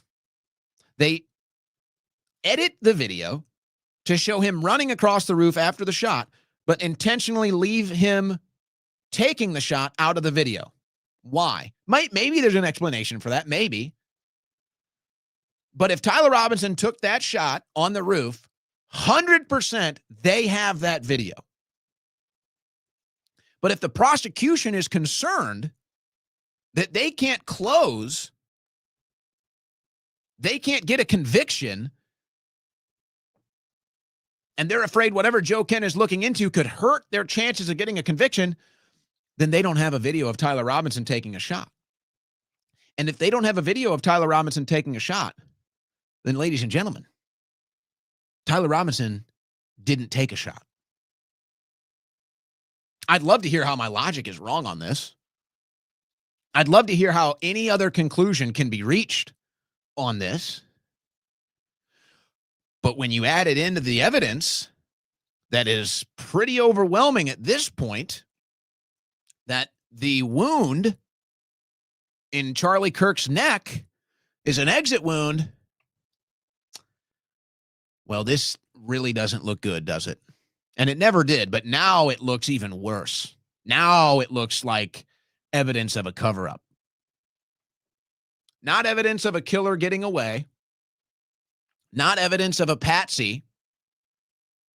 Not evidence of this thing is messy and we're really trying to get to the bottom of it. No, now this is straight up, we're into cover-up territory now. And you know, it's like it's kind of the same vein of when people get mad at you for telling the truth. It's like, do you think I like this? Do you think I want it to go this way? Do you think this is what I want to report? Do you think I get some sort of a joy out of this? This sucks. This thing sucks so much, and this thing is so toxic. I decided to step away and wait and see what happens next. Well, this to me now is what's happened next. And if you've been listening, what have I been saying? I'm saying I'm going to wait for the next shoe to drop before I dive back into this. I'm going to wait. I'm going to see. I've been following I've still gone down all the rabbit holes. I've been following the independent investigators, but I said this, I was very consistent. I said, I'm going to wait until we get something from the actual feds, till we get something from the actual government, and then I'll go back in. So now this is what we have. And this might be the worst yet, folks. And it's not going to be reported that way because you really have to read in between the lines. You really have to put everything into a linear chronological order. And then you have to do your own deductive reasoning to reach a conclusion. But I don't know how I can reach any conclusion other than the conclusion I've reached now. If you have a video of Tyler Robinson taking the shot, then you would not be concerned about getting a conviction in this case. There would be no concern. You have the ultimate evidence. Now, maybe there's a reason why you haven't shared it with us. But now, when you say you're afraid of whatever it is Kent is investigating that'll hurt your prosecution, now I'm convinced you don't have a video of Tyler Robinson taking a shot. And if you don't have a video of Tyler Robinson taking a shot, then guess what? He didn't kill Charlie Kirk. And we got a big problem now, don't we? We got a big problem now, don't we? And maybe this is the conclusion that Joe Kent reached. Now, maybe Joe Kent has seen the video of Tyler taking the shot. And maybe he was just investigating foreign involvement. And maybe he was going to find something that either the FBI didn't want him to find or that the FBI wants to take credit for. And so they don't want Joe Kent to be the one to get that credit. That's your innocent explanation. But I'm not so sure things in D.C. are that innocent. Are you? I'm not so sure. That's a tough conclusion to reach. So I said I would wait till we get something else from the federal investigation. This is the first, I think, big next shoe to drop. And so there you go. I'm not going to reach any conclusions about what actually happened, but I am going to use logic and deductive reasoning based off of this new information to say, here are the new potentials. And it doesn't look good. It doesn't look good. And I see this new thing now, like Tim Pool coming out today. And he says, the Charlie Kirk assassination has turned into true crime drama. And I'm sitting here, I'm like, dude, they shot him in front of us. What do you mean true crime drama? They literally shot him in front of us, and we saw him bleed out and die. And all the answers that we've been given since then make no sense. What do you mean this has turned into a true crime drama? It is literally a true crime drama. A public political assassination with a bunch of unanswered questions. It is a true crime drama. It's not people turning it into a true crime drama. It is inherently a true crime drama. So I don't get that logic. I don't get that, oh, don't talk about it. You're just turning it into true crime drama. What? It is true crime drama. Bill Gates. Is this? This one is curious to me. I got to tell you, this one is curious to me. Is this a Trump influence thing?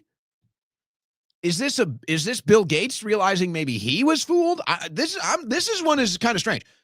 Bill Gates says climate crisis won't cause humanity's demise and call to shift focus to improving lives. Billionaire statement comes a day after UN said humanity missed 1.5 Celsius climate target and warned of devastation. Bill Gates calls for a strategic pivot in the effort against the climate crisis, writing that the world should shift away from trying to limit rising temperatures and instead focus on efforts to prevent disease and poverty. You know, it's ironic. I forget the number, but Bill Gates has given ample billions of dollars. I don't know if the number is in this story. He's given billions of dollars to fight the climate change crisis. And obviously nothing has changed. So I don't know, maybe Bill Gates, is Bill Gates realizing that he's been fooled and that they've taken his money and nothing came of it? Did Donald Trump twist Bill's arm and say, Bill, lay off the climate crap and, let's help each other out, but you got to drop the climate crap. We're done with it. Or is Bill Gates just shape-shifting now because he realizes he's not popular and people don't believe the climate crisis anymore? I don't know. Bill Gates calls for climate fight to shift focus from curbing emissions to reducing human suffering. So the point here is Bill Gates, who's given multiple billions of dollars to fight climate change, could easily cut an $8 billion check right now to stop Americans from going hungry because they aren't going to get their SNAP benefits. Do you think he will? Somehow I don't think so. But it is funny that way. It is funny that way. You know, Bill Gates that said we need to get this number down to 0 to stop climate change, and that number was humans on planet Earth. You know, that Bill Gates. I wonder, why the sudden change of mind? Why the sudden change of heart? Just wondering. Just curious what's up with that from old Bill Gates. Or maybe now he realizes that energy consumption and energy production is going to have to be higher than ever to fuel this AI deal. And so he's just like, all right, well, we got to drop that act, because we're about to be using more energy than ever before just to produce the new AI-based economy. So we're going to have to change tact here. All right, let's go geopolitical. Putin claims Russian troops have surrounded 2 Ukrainian cities. Ukraine says it's not true. Now, Putin did an interview where he's like, hey, look, we've got 10,000 Ukrainians surrounded right now. And then he actually said, we're just gonna circle them. We're not gonna attack them. We invite the Ukraine media to come out. You guys can film it. You can show it. You can show how we're encircling it. We're not going to attack, but just come out and show the world we've got you surrounded. All you got to do is stand down. All you got to do is just give it up. We've got you surrounded. So, Ukrainian soldiers are encircled near cities of Pokrovsk and Kupiansk. Claims Russia. President Putin says Russia is ready to halt combat activities to allow media to cover the situation, but is concerned over Ukraine's provocations. So he's trying to do a stand down by force here, and it looks like Ukraine is not interested. Now, this could get ugly. This could get nasty because now Putin has kind of laid down a bet here. He's laid down a bet. And if Ukraine calls him on it and says you're bluffing, we might have a problem. That could get serious fast. You know, I've got this stat. I'm so sick of it like everybody else. It's like I can barely even, it's like I barely even want to talk about it anymore, but it's a big story. It's a big national interest story. And that's, of course, foreign relations with Israel. So we're all sick of it. Let me just do it as fast as possible. I'm so sick of it, too. I can barely even deal with it anymore. But here we go. Israel says ceasefire back on after latest strikes killed more than 100 in Gaza. Don't you love how Israel operates? They bomb you, and then they say, all right, ceasefire back on. You know anybody like that in life? It's like, oh, stop punching me. Okay, we'll stop punching each other. And then they start punching you again, and then they stop, and they say, no, we said we're not doing it. That's basically Israel. Israel bombs you and then says, all right, ceasefire back on. And Trump has to support it. It's embarrassing. The whole thing is just embarrassing. And everybody's sick of it. Everybody's sick of it.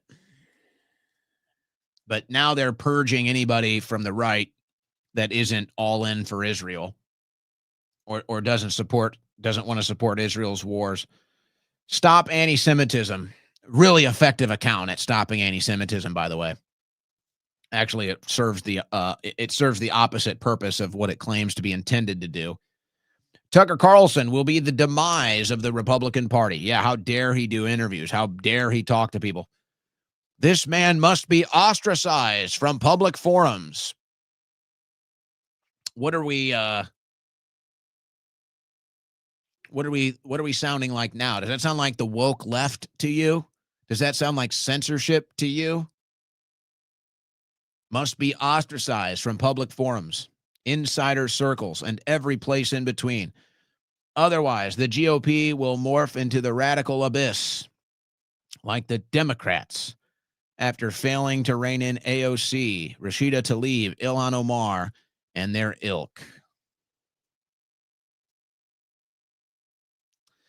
I don't know if you realize it or not, or maybe it's intentional, but you're doing more harm than good. You're actually creating anti-Semites with crap like this, and you're hurting your cause. If you were just willing to have an open debate and disagreement and say, okay, agree to disagree, and then we'll just see what happens in policy. But no, you want to engage in censorship. You want to engage in woke persecution of people that disagree with you on foreign policy. And look, you have to be honest about where this goes. You have to study history and you have to understand where this goes. So it doesn't matter now whether it's the left or the right. It's the exact same path to the exact same results, ladies and gentlemen. They disagree with you.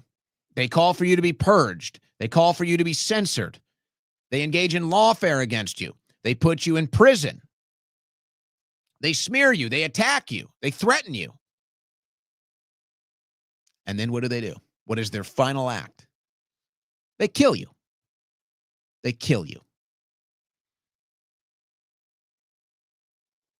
We got to be very careful with this. You need to understand how dangerous this is. We have to be able to have a disagreement on foreign policy without, because this is the new power. This is the new power on the right, in case you haven't noticed. In case it's not blatantly obvious, this is the new power on the right. And that's why somebody that makes a death threat to Laura Loomer is arrested the next day, but somebody that makes a death threat to anybody else, nobody cares. Nobody responds to anything. And good. I'm glad the person that threatened Laura Loomer is going to jail. I hope anybody that threatens Laura Loomer, I hope anybody that makes Laura Loomer's life in danger is put in jail. 100% I support that. But I got all these other stories now of other people that can show very credible death threats, and they publish it and they send it to their attorney generals and they send it to the Department of Justice, and nothing happens. Nothing. So, hey, I'm glad. Congratulations to Josh Hammer and Seth Dillon and Laura Loomer. Great work. You found a violent person that made death threats, and you got him, and he's going to jail. Great work. I celebrate that, and I hope that you guys never have to deal with that. But you realize that the people that disagree with you on foreign policy, you realize that they have to deal with that every day too, and they never get arrests. And I don't see you fighting for them. So this is where this goes. This whole stop anti-Semitism thing. It's the same thing as the woke left. Stop racism. Stop bigotry. Stop homophobia. Stop transphobia. And eventually they pick up a gun and they kill you. So this whole movement is going to go in the same direction as the woke left, folks, if we don't rein this deal in and try to cool the temperature here. We need to be able to have a foreign policy disagreement without turning into woke, without it turning into hate, because that's where this is going. And you just look at with every move. Oh, here's Tucker Carlson. Oh, here's Nick Fuentes. Oh, here's the Hodge twins. Oh, here's Owen Schroyer. Here's all these people. Oh, and now they're labeling you things. They want people to attack you. Why do you think they call you Nazis? They want somebody to come and kill you, folks. Let's not play games. Let's not mince our words. Let's be honest. This only goes one direction. The woke right is going the exact same direction as the woke left. They're already trying to deport you for your speech. They're already trying to imprison you for your speech. They're already trying to sign laws on the books to criminalize your speech. They already want to purge you from any political bodies because you have a foreign policy disagreement. This is the beginning phases of the woke right becoming fully radicalized, just like the woke left. Pay very close attention to this. This is the new threat to free speech. This is the new threat to public forum discussion and censorship and lawfare and persecution and then physical and violent threats. And this is where it comes from. And they can, and look, they can say, hey, to the other side, they can say, hey, you know, you need to be careful with your rhetoric too. All right. Fine. But let's not act like there's any institutional power coming from the opposition to the Israeli lobby. There's no institutional power there. They make it up. They make it up. They say the Muslim Brotherhood. Who's the Muslim Brotherhood? They say Qatar. Nobody's taking money from Qatar. You guys are making it up. You have the institutional power, and that's why you're using it to go after your enemies. And that's why you're trying to get the full force of it to purge anybody from the right wing that you have a foreign policy disagreement with. And even though you have institutional power to get away with some of it, you're losing the narrative.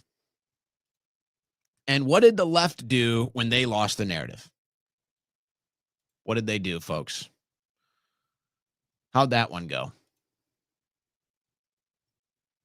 And it's stuff like this. If the GOP mainstreams Fuentes, I'm out. Go ahead. Bye. See ya. You didn't say that when they mainstreamed porn stars. You didn't say that when they mainstreamed LGBTQ+. Nope, you never said it, but it's Fuentes. Why? Because he has a foreign policy disagreement. Gotcha. And besides, I just can't. Part of me is like, just go ahead. Part of me is an accelerationist with this. And is like, fine. What are you guys going to do without us? You haven't realized it yet. None of you are fighters. And I know this for a fact because I've been in the arena. None of you have ever been there. I've never seen any of you in the arena ever once. Never. You weren't there in 2015. You weren't there in 2016. You weren't there in 2017. You weren't there in 2018. You weren't there in 2020. You weren't there in 2021. You have never, ever entered the arena. You've always been observers. So part of me is like, okay, good luck. Good luck. You think you can handle the heat? You think you can do the political fighting that we've been doing? You think you can take the licks? You think you can take the prison time? You think you can take the lawfare? You think you can endure all of that we've endured? Go ahead. Enjoy. I hope it's worth it. I hope a foreign country is worth it for you. But I have a feeling you're going to back down. You're going to bow out. You can't handle the heat. If Nick Fuentes scares you, if Nick Fuentes is your threshold about whether you're going to support the GOP or not, then you're just a coward. I have pillows that are tougher than you. I have bed sheets that are tougher than you. So part of me just says, okay, enjoy. Enjoy losing the midterms. Enjoy the lawfare that's going to follow. Enjoy it when they come after you and you don't have a fight in your body. And then you're going to be looking at us and saying, where are you? Where are you? Why aren't you helping us? Why aren't you defending us? Why aren't you out in the streets protesting? Whoa. You said you don't want us. You said you want nothing to do with us. So why would we fight for you? Isn't it so telling? Isn't that always how it goes with these people? It's always a one-way street. They want you to do everything for them, but they'll never show up. They'll never show up.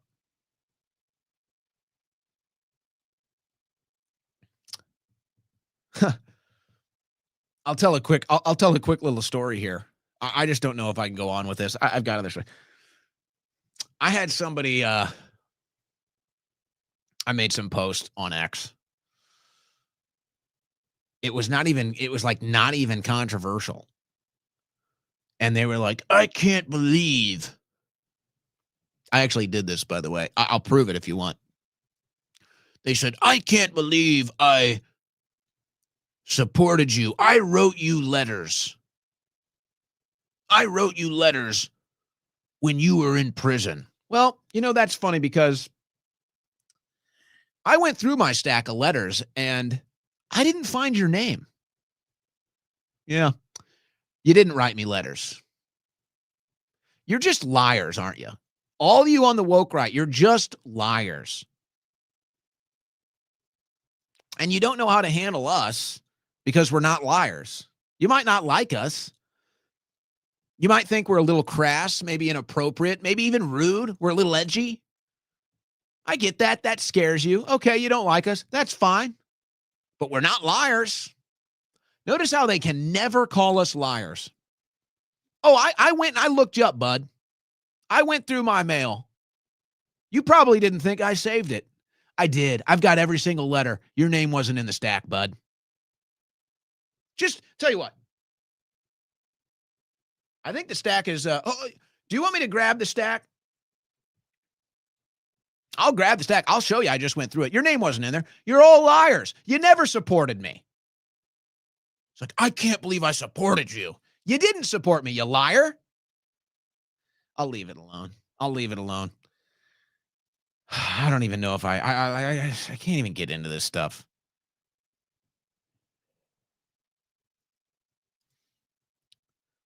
But it's stuff like this. Charlie Kirk is no friend to Israel, no friend to the Jewish community. It's people like this, and this was the attack on Charlie Kirk. Everybody saw it.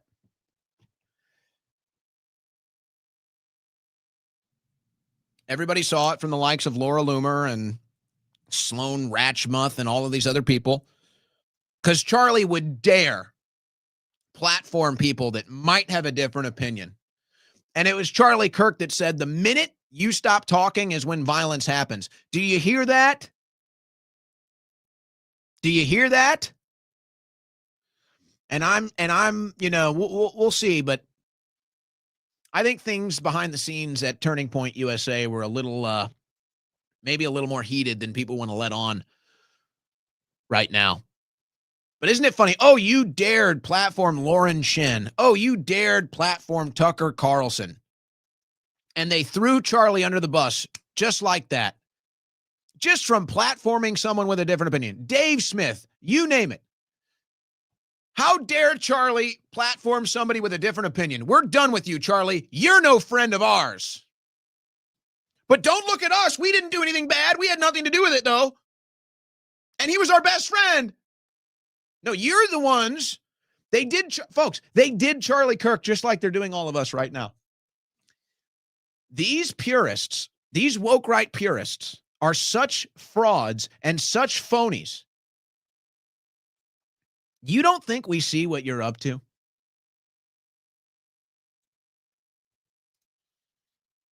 As if the internet isn't forever. I got more. I just can't do it anymore. I can't do it anymore. But I've got this stuff for days. I'm just sick of it like you guys are.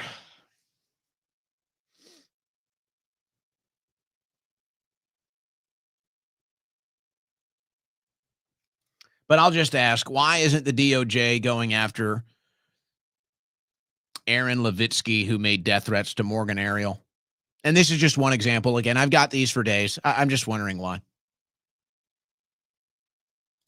And you know what? I don't really care. I don't really care what you think of Morgan Ariel. I'm just asking, why are some death threats worth pursuing and others not? That's all. Totally fair question. And if law enforcement can't be applied equally, then what do we have? What do we have?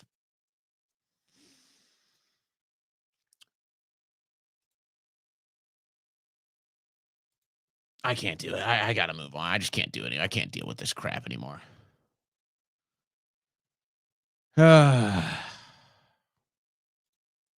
I've got it for days. But it is very timely that the National Review comes out with their anniversary issue. And funny enough, on their cover, they have a litany of different covers that they put out. They actually have the National Review against Trump famous cover right there on their 70th anniversary cover. And then inside of it, their lead story is bashing Phyllis Schlafly, one of the greatest right-wing activists, conservative activists, American patriots, Phyllis Schlafly, one of the greatest of all time, one of the GOATs. And the National Review is bashing Phyllis Schlafly. These are the losers of the right wing. These are the losers. These are the cowards. These are the frauds of the right wing that told you to never vote for Trump. And now they're going to pretend like they're the Trump movement. They're going to pretend like they're the Trump base. And now they're bashing Phyllis Schlafly, one of the greatest American patriots of all time, who's no longer with us.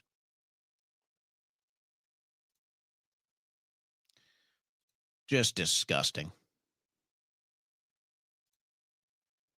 This is what we're up against now. It's not the left. The left has no power. The left has no influence.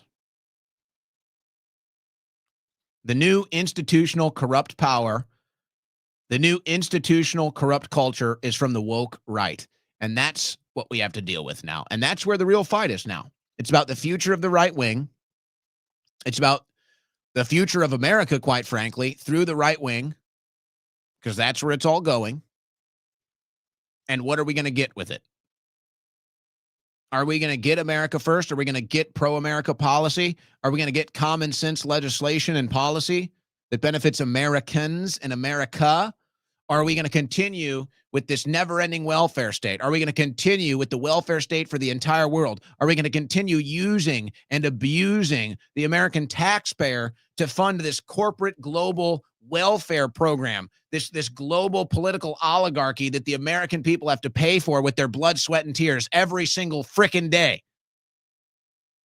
And God forbid you actually want to change that and enact institutional change that benefits the American people. Here comes the National Review. Here come the neocons. Here come the foreign loyalists to stamp you out and keep the grift going and keep the corruption going so that it never ends, and that any voices that rise up on the right wing that actually want to pursue these changes and apply pressure to the corrupt political system, they're going to try to stomp you out by any means necessary. And the evidence that this is already happening is all around you, ladies and gentlemen. It's all around you. The only way you can't see it is if you don't want to. You're listening to the Owen Report on the Win Network.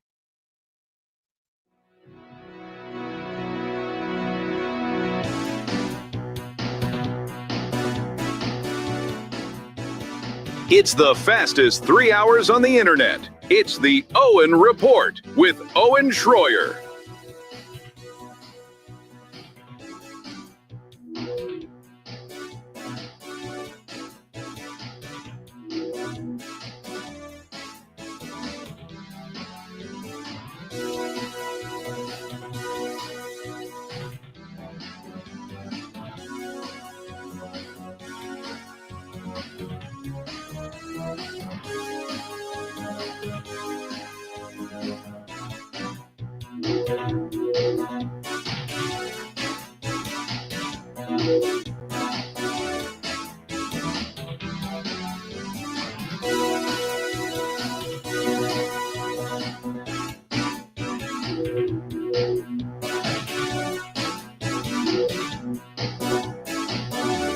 All right. I think I want to open up the phone lines. Here. Let me take a quick look. At my video list, though. Let's see what we got on the video list today.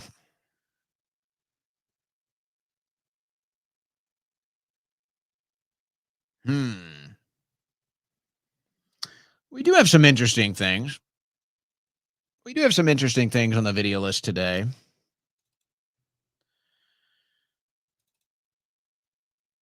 But I may just want to go to the phone lines. I think that's what we're going to do. I think we'll just open up the phone lines. Maybe we'll get to these clips later after we take some calls. So let's do that.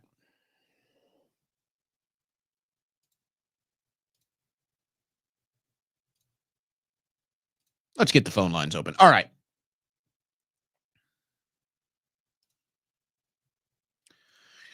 Boom. Phone lines open. 747-255-60. 747-255-60. Remember, it's line to line. So you call, I pick up. I ask you your name and where you're from, and you are on the air. That simple. 747-255-60. And so we'll take some calls and then maybe get to some of these video clips.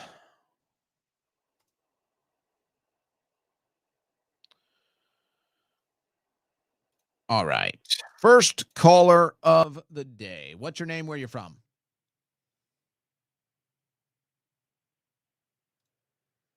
Don't be shy. Go ahead. Hey, this is Jonathan from San Diego. All right. What's up, John? What's up, man? I just want to tell you I totally agree with you, Owen. I'm going nuts just seeing everything that's going on. It's just not right. I think the majority of the public is sick of it too. And I think we're going to lose the midterms. It's a sad time right now. I think we need to turn things around. I just want to. Yeah, I think the That's all I have to say. midterms may end up, the deciding factor might end up being the redistricting, and both the Republicans and the Democrats are doing as much as they can to try to get an advantage heading into the midterms. So that could be the ultimate difference, is who wins the gerrymandering wars. But as it stands, I don't think Republicans have the momentum. I don't think they have the momentum, and that's mostly because Trump isn't on the ballot, and the voter enthusiasm is just down. Okay, it's just down. If you want voter enthusiasm to be up as a Republican, then you better start arresting deep state people. You better start addressing the stolen election. You better start addressing what they did to us during COVID. And if you're not going to do any of that, then there's just not going to be any voter enthusiasm. And without Trump on the ballot, I don't think the turnout is going to be so hot. Completely agree with you, brother. Thanks for all that you do, man. Well, thanks for that. Thanks for tuning in. Thanks for calling. Folks, it's not even a debate. Like, that's what I'm trying. It's what I'm trying to say. And I'm sure that our friend John in San Diego is not going to be the only caller. Like, I'm telling you guys, we are in the majority. And I know it's like a weird thing that you hear this and you're like, wow, he's the only one that thinks like me. He's the only one that talks like me. No. I understand that in the media landscape, it's few and far between. I understand in the media landscape, it's a rare voice. I am a rare voice. For whatever reason, people either don't see it, they don't want to say it, they don't know it. I don't know. I know I'm not the only one out there, but it's a very small corner of the media market that's willing to say it like it is right now. It's a very small corner. I just so happen to be in it. But I'm telling you right now, most people think like this, talk like this, and feel like this. You are not alone. You are in the majority even. Trust me. Just try it for yourself. Next time you're out with friends or family, if you dare, with your conservative friends or family or people that vote Republican or centrist, even liberals, bring this stuff up. See what they're saying. You'll find out most people think, talk, and feel like we do. But MAGA's been co-opted. The Trump administration has become very swampy. And the institutional power that now exists with the right is not being used for what we want it to be used for. Simple as that. But make no mistake about it. Don't thank me like I'm the only one that feels this way. Don't feel like you're relieved when you're hearing me talking. We are the majority. We are the heart and soul of this country. We are how most people feel, think, and talk. It's very important you understand that. And that's why I'm going to beat it like a damn drum every day, because we need to act like that. They want us to be demoralized. They want us to feel alone. We're not. We never have been. We never will be. Next caller, what's your name, where you're from? Hello, Owen. This is Billy from Tacoma, Washington. Go ahead, Billy. When you were talking about your letters that people were writing to you in jail, and that one imposter claimed to have written you a letter, it struck me. I remember you mentioning that you were writing a book on your experiences of what it was like in your time. And is there any update on that? Are you going to follow through with that? Yeah, so here's the problem. I have, the book is written like a diary. The problem is the first 3 weeks got stolen or trashed or whatever, so I lost 3 weeks of writing. And then writing a book is a very time-consuming endeavor. You can imagine hosting a 3-hour show and preparing for a 3-hour show is a very time-consuming endeavor. And so I am in talks with some publishers, and it's just a matter of if I make the decision, because I can give it over to them right now and they can write what's there, but it wouldn't be the best product. So really Gotcha. it'd be like I would have to get this show where I want it to be and then maybe hand the reins over to like a guest host for like a week or two and then write the book and send it to the publishers. So I don't know. I mean, it'll probably happen, but I just don't have a timetable for you. It's not a priority for me right now. Yeah, I understand that. You know what I think would be cool though, if that time comes, is to make a documentary type story about your experience versus a book. Yeah, well, that's another time-consuming agenda. I mean, I definitely, yeah, that would be, yeah. I definitely have people that they do movies, they do documentaries. They'd love to hop on board with that. But yeah, right now this show is my baby. This show I view it as my future. This is my calling. This is my career. This is what I want to do. This is what I said yesterday. Is something I'm trying to build for 50 years. In 50 years, I want this to be here. The Owen Report, the Win Network, bigger than ever. So that's kind of what I'm focusing on now. If I get to a point in time, maybe in December or next year, if I get to a point in time where I feel very comfortable with where things are at here at the Win Network and the Owen Report, and I feel like I can maybe have somebody fill in for a week, because I don't know. I mean, I guess I could just take a week off. I don't really want to do that, but that's kind of what it would take. It would take me, okay, I'm going to divert my energy off of this and focus on the book for a week, and I could probably do it in a week if I wanted to. So it just becomes a matter of priority. And then I don't know. I mean, if somebody wanted to do a documentary, I would probably want nothing to do with it. Honestly, I'd probably just say, "Here you go. Here's the story. Hire whoever you want to do it, and just take it away." And move on. Yeah. Yeah. I think to get your experiences would be very interesting to see what you went through. And I do remember you talking about how those 3 weeks were lost or taken from you. I think that they take your writings away. Yeah, I was either, my guess is somebody stole my property. Yeah. It is a federal prison. Stuff gets stolen. So my guess is somebody just stole my property and my writing just happened to be in the property. So they probably just trashed it. They probably didn't want the writing. They probably just trashed it when they stole all the other stuff. I don't think there was some nefarious actor that took it and said, "Ooh, I'm going to get Schroyer," and just trashed it. I think it probably just got stolen. All right. Well, thank you very much for answering that, Owen. I watch every day. I haven't missed a single episode yet. Thank you. And you know what? And I'm glad you actually brought that up. Because I meant to announce this on Monday, and of course I forget. Monday, I am actually launching a new show. The Win Network is launching a new show on Monday, and it's actually a reinvention of an old segment I used to do called Ask the Doctor. And so I've been fortunate enough to team up with the Wellness Company and the likes of Dr. Peter McCullough, Dr. Kelly Victory, and others. And we are launching an Ask the Doctor weekly show.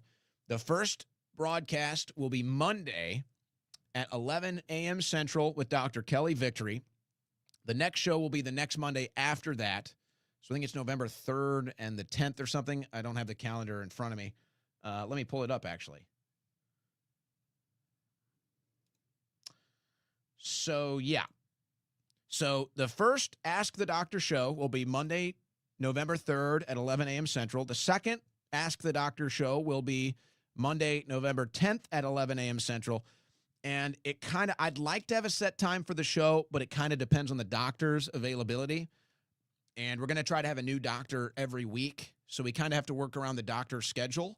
But it looks like we're going to be shooting for Monday mornings, but just stay tuned. But the first two Ask the Doctor shows, Monday, November 3rd, 11 a.m., and Monday, November 10th, 11 a.m. And basically what we're going to do is it's going to be about an hour long. Again, it all kind of depends on the doctor's availability. But we're shooting for an hour long, and we're going to bring in the doctor. We're going to do about 30 minutes of medical news and medical updates and stuff that's going on with the administration, whatever just kind of medical stories are, for 15 to 30 minutes, however long it takes. And then we're going to open up the phone lines, and then you can ask the doctor whatever question you want. That's the Ask the Doctor show. So that's going to be launching next month. So this is kind of some of the other stuff that I've been working on behind the scenes. I'm really, like I said, my focus, my thrust here is to build the Win Network. So we've got the Owen Report. We're off the ground. We're about to complete the first month. I think you can kind of see it coming into form, coming into format, getting rid of some of the tech bugs and stuff. I appreciate people's patience. And that was my goal was, okay, do the first month and then launch the next show in month number 2. And so that's happening next month. So I'm glad that you brought that up. I forgot to mention that Monday. So show number 2 on the Win Network, Ask the Doctor, starting next Monday with some of the biggest doctors, some of the doctors that became heroes during COVID, some of the biggest doctors that are media personalities out there. That's who we're going to bring on, and we're going to give you access. We're going to give you access to them to call in and ask them whatever medical questions you want. So really excited to kind of reinvent that as a standalone show. That's going to be launching Monday. And I'm so glad you brought up other potential projects here because I forgot to even mention that on Monday when I should have. So excited to start that in November, and I hope you will tune in and enjoy that and call in and talk to the great doctors that we bring on as well. All right, next caller. What's your name? Where you from? Hey, it's Sam from Montana. How you doing, Owen? What's going on, Sam? We're all right today. So it's we had an interesting, when you ask me how I'm doing, do you want me to actually answer the question? Well, usually no, but you got my curiosity now. Go ahead. Tell me how you feel, bro. Usually no, he says. Usually no. Isn't that right though? Isn't that the truth? The small talk? You know what? I'll tell you, I was a little upset because it got cold. It got cold in Austin today. We had our normal 100 days without any rain, 100 degrees, just like we get in Austin summers here, from July through September. And then we had a couple days of rainstorms. It brought in a little cold front, and it was 50 degrees this morning. I was dying. It was 50 degrees, Sam. And I'm out here I went to the gym at 6 a.m. and I'm here in my sleeveless shirt. It's windy and 50. I was freezing. I could have cut diamonds with my nipples. It was so cold. So I didn't really I didn't really enjoy that cold weather this morning. I wasn't a fan of that. But other than that, we're doing great. The sun is out. It's back to 80 degrees. I got orbs floating around, aerial phenomenons floating around at night. And life is good, Sam. So there's your answer. Thank you for asking, Sam. God bless you. I mentioned it before, but I am the guy who hooked you up with Nick Oakes, one of the J6er that you had on your show one time. Yeah. Remember him? Yes. I was the one who put that all together, but I'm glad you had him on. It was great. But I really called in to tell you that I got that water purification system of yours, and now I'm a water snob. See? Did I tell you? Did I tell you? I would never steer you wrong. I'm the same way with the water snobbery now too. I had a little sticker shock at first, but I'm like, well, I think I'm going to pull the trigger on this and see how it works. I have my daughter here, and she can turn on the hot water thing there and make some tea or some instant soup or something like that. I think all around, and the water's just delicious. And I've never been a water snob, but now I am. It's actually crazy because people would say, "Oh, you're just doing a marketing plug and you're just doing a tagline." Well, I'm telling you, the Cove Pure water filtration system, you can literally taste the difference. I wouldn't just be telling you that. So I'm glad that you're calling in and telling people that my testimony here, my sales pitch is the real deal. And it is nice to be able to have scalding hot water right there. You can get your instant coffee, you can get your tea, and it's just one push of a button. So it's really great. So I'm glad. And I told the guys. Day one. Go ahead. I told the guys when I took the month off, and I was considering sponsors and everything else, and I told the guys, I was like, look, we're gonna have to be selective with the sponsors. Period. And I know, for salespeople, it's all about inventory and it's all about as many sales as you can make, right? Because they want to get paid. Everybody wants to get paid. And I said, look, I have to be very selective about sponsors. I have to be very selective. I have to make sure that they're going to support whatever I say, no matter what, and they're not going to have any problems. So that was step one. And then step 2 was I have to know it's a product that I like, and I have to test the product first. And I'll just say right now, there's 2 sponsors that we're probably going to be announcing next month. We're going to have another onboarding call. I'm testing those 2 products right now. And then everything going swimmingly, we'll probably announce 2 more sponsors next week. But I was like, look, I'm not going to have a sponsor whose product I can't at least test first. I'm not going to do that because I want to sell products that I actually like. And then I want to make sure that the people that come on as sponsors are not going to be afraid of what I have to say. And so far, it's been a beautiful thing. I really appreciate everybody supporting our sponsors. Today's sponsor, blackoutcoffee.com/Owen. Tomorrow's sponsor is Cove Pure Water Filters, covepure.com/Owen. Really appreciate you giving them a shout out and supporting them. Yeah, no problem. You can use me for any testimonials you have, like you used to do on your other channel. But I've been a day one guy with you on the broadcast here. I watched the whole thing, how it went, and I still watch a little Alex and Harrison, but mostly at 3 o'clock my time or 2 o'clock my time, I'm listening to you, and I appreciate it. I know you're very frustrated with the current events right now, and I am too, and I don't even know the way out of it. I mean, how do we get rid of Cash and Pam Bondi? I don't even know how. Well, I don't know if you're going to do any better than Cash. I mean, people have their problems. I'm kind of right now still with the mindset of ride Cash and Dan as long as they're around. I just don't know if you're going to do any better. Bondi to me has to go. I mean, Bondi is just so in over her head. People are starting to get a little frustrated with the Cash. I'm hearing Bongino's not going to last much longer, so I don't know. But to me, it's all on Bondi right now. It's just like Bondi sets the tone. He's a train wreck. Yeah, Bondi sets the tone. Bondi sets the pace. And hey, look, Trump bears some responsibility in this too. This isn't saying, Trump bears no responsibility, but at a certain level, Trump has to delegate, and Trump has to be able to rely on his people, perhaps more than any other president. Trump has to rely on his administration to get the work done. And Pam just isn't doing it straight up. Now, I will say they made an announcement. It wasn't Pam Bondi. Strangely enough, the one time Pam Bondi didn't want to go on camera.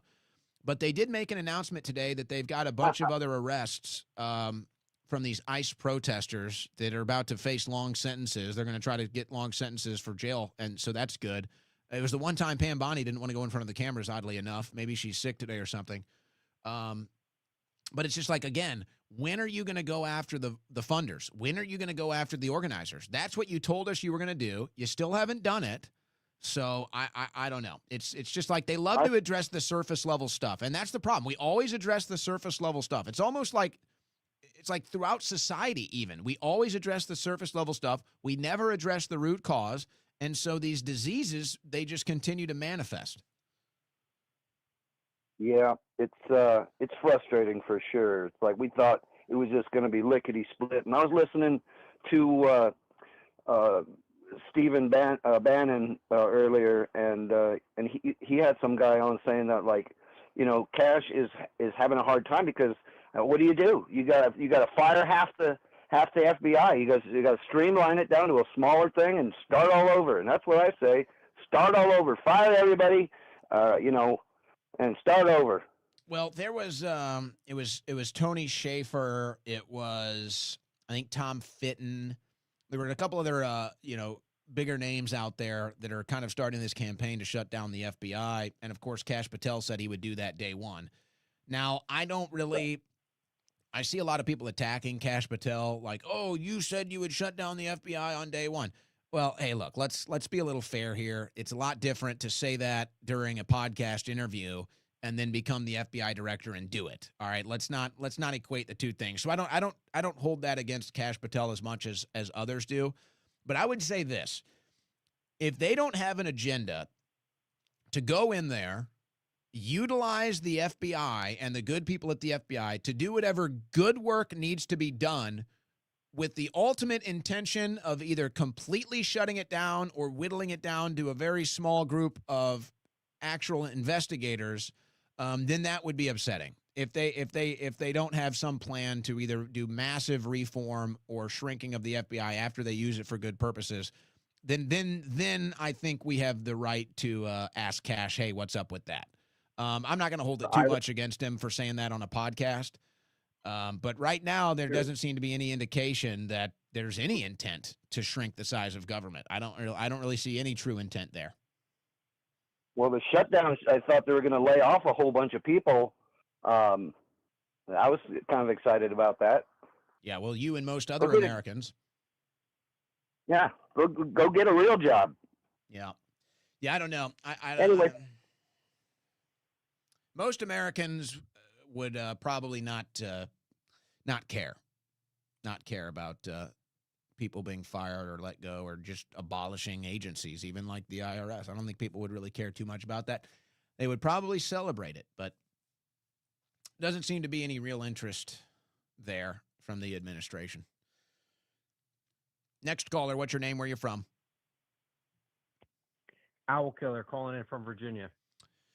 All right, Owl Killer, the number one state of federal employment. How you doing? So far, we're supposedly we're getting our military retirement pay, at least I think active duty as well. So, but we don't know about anything after that. Well, there was a private donor that said that they would pay the military payroll if the shutdown ended up impacting the payroll that's about to come out. So I think whether the shutdown happens or not next week, I think that the payroll will be coming out from a private donor, whoever it is. Well, it's crazy because they have all the all these restaurants are like furlough like for this weekend, furlough Friday, 50% off for like government workers and stuff. So like the entire state's being impacted by it. But what I was calling in about, so again, like I cannot agree with Nick Fuentes on like his there's nothing redeeming about a Nazi, you know what I mean? And I don't think he's a Nazi, but I think he it says like they had good ideas and things like that. But he makes some great points. And one thing he's been saying is that Trump has to make a choice. He either needs to he needs to shut the shit down, meaning that all these states that are in the states and the cities that are in rebellion, or just make nice with the Democrats. Now, best case for me, the best thing would have been, and I don't know if he was humble enough to reach across the aisle, would have been bring everybody in and say, hey, almost like they did with Napoleon, hey, you can keep all your stolen loot, but we're moving forward from here. I'm not going to prosecute any of you. But if he didn't want to reach that or they rejected that, you have to throw the hammer at these people. And indicting people for Mickey Mouse stuff like Bolton with documents and Comey for lying to Congress, no. Article 4, Section 4 of the Constitution says you are going to guarantee the states a Republican form of government. What that doesn't mean Republican Party. What that means is down to the individual minority. If the states or a city or even a town is infringing on the civil rights of a person and depriving people of having like sanctuary cities and things like that, the Arkansas 9, when Eisenhower sent in the National Guard into Arkansas, the majority of the state was against those little black girls going to the school, and it was wrong. And it didn't matter that the majority was against them. The law is the law. He has carte blanche to remove the governors, remove mayors. But if you can't just keep basically playing on the fence, like, oh, they're radical. If either you stomp it out completely or you just let them do what they want to do. And really present to the American people, hey, this shutdown, what they are doing, they deliberately tried to overwhelm our social security net. They deliberately brought these illegals in to receive these benefits. Here's the clips, just play the videos of them saying what they're saying. But there seems to be no attempt to present to the American people the other side, like the Podesta plan. Present that to the American people. Show them where they said what they would do. And then if not, he's going to be called a fascist or whatever if he ever has to respond to something. But he's in Lincoln time right now. Like he has to choose. Is he going to let it happen or is he going to be Lincoln? It's one of the two. You know, in that Tucker Carlson interview that everybody's freaking out about, And it's not because of anything Nick said. It's just because they're afraid they're losing the narrative, I think, more than anything. And Tucker and Nick are just unstoppable forces. But there was a clip where Nick talks about how we have to completely crush the left. And I'm just like, and I'm like, where is it? Why is it that these right wingers, these purists, these holier than thou, it's like, hey, let's have a disagreement. Let's have a debate. Let's put the left in the dust behind us. Let's move forward amicably with our differences and crush the left. And I'm just like, why can't you amplify that? Why can't you echo that? It's like, fine, whatever. You go out here and do your smear campaigns and attack campaigns against whoever it is you want, whatever. I can't stop you from doing that. But it's just like, when do we get to unite and crush the left? It's like they're the ones that want to do this purity test. They're the ones that want to do this gatekeeping thing, and they just don't get it. You're never going to overwhelm the system when you're intentionally sabotaging your own numbers. And that's what it is. They're intentionally sabotaging the overwhelming numbers that we would otherwise have to completely defeat the left. All because of a foreign policy dispute, all because of some gatekeeping, morality, purity test that they think they're better than the rest of us. So people are sick of it. I think its timetable is ending. And the other thing you said here, and I want to take other calls, words have meanings. And the political system is so corrupted now that it's like nobody even cares what you say. It's just, what do I interpret it as? Or what direction do I think you're going? Think about it like this from a very simple perspective, Republicans and Democrats. Now, again, execution-wise, I don't know. But I do think you can still kind of put these things in a box for interpretation. Republicans, republic, the main, if there's a core, it's like, what is the core of the Republican Party? Well, you can't even really say conservatism. So it's like, what is the core of the Republican Party versus what is the core of the Democrat Party? The Republican Party has to have a core value of, at the end of the day, we are in a free market republic, and you have God-given rights that we are here to protect. And that's our core mission. So conservatism, liberal, right, left, throw all that out the window. The Republican Party, the core value should be we are a free market republic, and everything we do politically is to protect our sovereign state as a free market republic. And the Democrats are the antithesis. They're the enemy of this. They want to be able to vote everything. They are about the democratic process. They want to be able to vote your guns away. They want to be able to vote your free speech away. They want to be able to vote the indoctrination of your children into the education system. So really, that should kind of be, and I don't like any of that, but it's like, that should be the understanding. That should be the battle. The Republicans, we're fighting for your sovereign nation state as a free market republic. Nobody can vote away your rights. Nobody can vote away how you want to raise your kids. Nobody can vote that away. Where the Democrats, they want to run your life, and they want to be able to get the power to run your life via a democratic system of vote. So that should kind of be, I think, the interpretation of the American two-party system. Now, again, it's all bastardized. It's all watered down. It's all corrupted. But that should be the understanding. That should be the understanding. That should be the core function that everything else is derived from. And I think it would be a much healthier process if that was the understanding and that was kind of the launch pad for everything else. But like I said, everything is just so corrupted now that you can't even agree what a word means anymore. Next caller, what's your name? Where you from?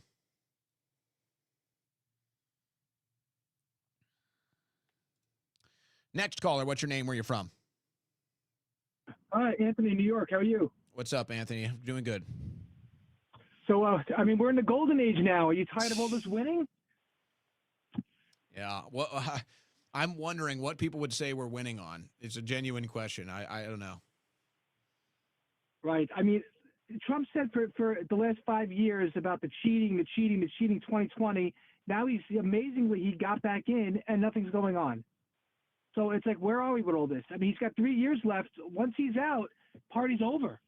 Yeah. Well, and again, this is why it's not like I'm trying to. I think I'm very fair. I think I'm very fair in my criticisms of Trump or the administration. And I think I'm very fair in giving credit where credit is due. I think I'm very fair in this process. So, it's this like this gravitational force, this vortex of Trump. And it's like everything is about Trump all the time. And it's just like, no, that's not really the case. Trump has to delegate. Trump has to be able to put people in positions that he trusts to get a job done. And that's why I think probably everyone's fired, honestly. I think probably everybody in this administration just about is probably fired by the midterms, is my guess. And the people that he'll probably stick around are the ones that are actually doing their job. Whether you like them or not is a different story. But, you look at like a Scott Bessent. You look at like a Howard Lutnick. You look at a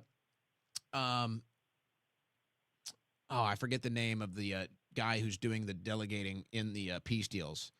Witkoff. You look at Witkoff. Like, these are guys that are obviously working and getting results, right? Whether you like them or not, Yeah. but they're out there getting results. Like, that is happening. You can see it. Then meanwhile, it's like, what results are what is Pam Bondi doing? What is Brooke Rollins doing? You go down the list and you're like, what are you even doing? What are your results? What are you hanging your hat on at the end of the day? Trump can't do all of this stuff. He can't. It's impossible. He has to be able to delegate these things to people that he can trust to get the job done. If they don't get the job done, then he's got to bring somebody else in. So I do anticipate the Trump administration will look a lot different in the second administration now, or the second Congress for this second administration. Now the question is, he's going to have to start thinking strategically about this next year. Because if the Democrats are on pace to take the House in the midterms, he's probably going to have to do massive changes before that happens. He's probably going to have to think about shaking up the administration before the midterms if they anticipate the Democrats are going to take the House, because then that makes it a lot more difficult to get new people in. So that's going to be something he's going to have to think about in probably about 6 months. Last quick question. World Series tied 2-2. 3 games left, 2 in Toronto. Who do you got? I still think I picked Dodgers. I said Dodgers in 6, so I feel like I have to stick by my original prediction. So I'd have to go Dodgers win tonight. I picked Dodgers in 6, so I do think they would win tonight. When you play an 18-inning game, that's 2 ball games, right? I mean, these two teams played 2 games for game number 3. So that kind of throws everything out the window now. And I think if you look at last night's game, Toronto comes into that game where they still had a chip on their shoulder. Like, they never went home, right? Like, Toronto just played 27 straight innings. And so they were able to come out on top last night because I think they kind of had they needed that closure, where after the Dodgers won on the walk-off, they were like, okay, we got some closure. So they were kind of relaxed last night. I think maybe whoever wins tonight wins the series. I think it goes like that. Now, if I'm making a prediction off of where it is now, I think whoever wins tonight wins the series, probably in 6 games. So I'm going to go with my original prediction, Dodgers in 6. Okay. Well, thanks, Owen. Appreciate what you do. Love the show. Thanks for calling. Hey, Owen, Bill from Arizona. What's up, Bill? Hey, this whole 2-party system has been abused that we're using right now. I honestly believe, with the founding fathers warning us about this, we just need to get rid of both of these big parties and just let people actually think and choose a party. There's plenty of others. Or, like, do you just get rid of parties, period? Do you just have no parties and just say you're a candidate, express your values, express your issues, and run as just a candidate and the issues that you represent? Now, this is all probably never going to happen, but I don't know. Maybe that's a solution. It could be. We need something, because this mobocracy of 2 parties, Team A and Team B, makes people pick, and I guarantee you half the people don't even agree with 100% of their party. Oh, I would say that's almost a guarantee. And then, like this whole government shutdown thing, it just becomes this political football game, finger pointing, blaming the other party, a bunch of lazy bums not doing anything, and then blaming the other party when nothing gets done. Exactly. And I think possibly one final solution could be more people just leave these two big parties and join like the Libertarian Party. And an example would be like if the race is so close that the third party people actually matter. And then you could say, all right, the Libertarians are going to side with the Republicans this time, or vice versa. So that is such a long shot. I don't think it's impossible, but I think it would have to go something like this. And you already kind of have some of the pieces in place. I think you have the right political environment to do it. You kind of just talked about that. I think we have the right political environment, whether you want to say it's a third party rise or just an alternative option, let's say. We don't even need to put a name on it. So, okay, so you've got the political environment. You've got the desire for people looking for something else. You've got the money man, Elon Musk, okay? You've got the money man. Musk wants to start the American Party. Musk is disenfranchised by the two-party system. So Musk is now kind of in that same bed with us of, you know what, neither party represents the people. Okay, so you've got the environment, you've got the money man. Now you need the candidate. You need the candidate that has the name recognition. You need the candidate that has the charisma, the energy, the gravitas, the popularity to actually compete with the two parties in a presidential election.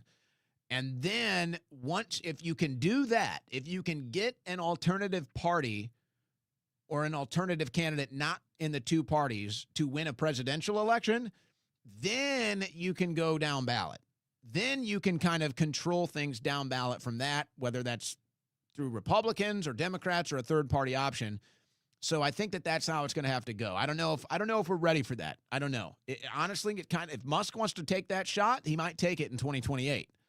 If he thinks that the stars are aligned for that. But I do think some of the stars are starting to align. And the truth of the matter is, most people now, it seems like the farther we get into the American political cycle, the more people become disenfranchised with both sides, and the more people are sick of both sides, and the more people are desperate to get an alternative option. So that does seem to be this inevitable reality that eventually people are going to be so desperate to just sick of Republicans, sick of Democrats, to just find anybody out there that doesn't have an R or D behind their name. I think it's inevitable. It's just a matter of when. Yeah, I would love to see a trial run during the midterms just to see if there's that enough of a, It would have to be during a presidential. It would have to be during a presidential. So I'd say the soonest you'd maybe get that opportunity is 2028. Maybe Musk with an America Party. I don't know. I like the way it sounds, the way you worded it. I'm in. Yeah, well, that'd have to be how it goes, and then it's just a matter of who wants to be that guy, who can be that guy. And then the only downfall would be the primaries, taking advantage of selecting who in the Republican Party is up there. So by joining another party, you can't vote in the primaries unless you're a Democrat and you cheat. Yeah, well, there's always workarounds for that. Those solutions will figure themselves out. Next caller, what's your name? Where you're from? Jill from Arkansas. All right, Jill, go ahead. Well, I don't see the political system turning around anytime soon as long as we rely on donors. So basically all your candidates end up being bought and paid for. I like that. We need massive political funding reform, political donation reform. That is true. We need it. I don't know I think there's a lot of creative ways to do it, and it's tough when you're a true free market person and you're a true small government person. You kind of run into the obstacle of, okay, well, I can't really do that without laws, right? I can't really do that without writing new legislation and getting the government involved, which I hate. But at the same time, it's like, yeah, there needs to be reform when it comes to political campaign contributions. I don't know what the answer is. Maybe corporations shouldn't be allowed to donate. Maybe we take the personal donation maximum and cap it at like $2,000 so that every American can at least have a shot and the billionaires don't get to control it. I don't know. These are some of the ideas that come to my head. But I do think that political funding, campaign donations, I think we need massive reform there. And I think that would be one solution to start to clean up the system. I feel like that won't happen until we outlaw lobbying in Washington, because all of the politicians that do get elected continue to be bought and paid for Yeah. throughout their term. Yeah. Yeah. That's true. So it's just frustrating. And then big corporations, they have laws, to let little businesses compete, but they don't enforce the laws that they have on the books. So I don't know what the answer is, but it's just all very disheartening. Yeah. It's another one. It's like, okay, well, what do you do? How do you get rid of the lobbyists? How do you get rid of it?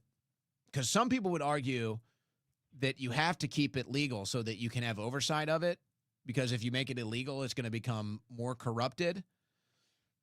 So, I mean, maybe there's a fair concern there, but I think we've kind of crossed that Rubicon of it's already so corrupted that it can't get any more corrupted than it already is. So you might as well try something else. Thank you for the call. Next caller, what's your name? Where are you from?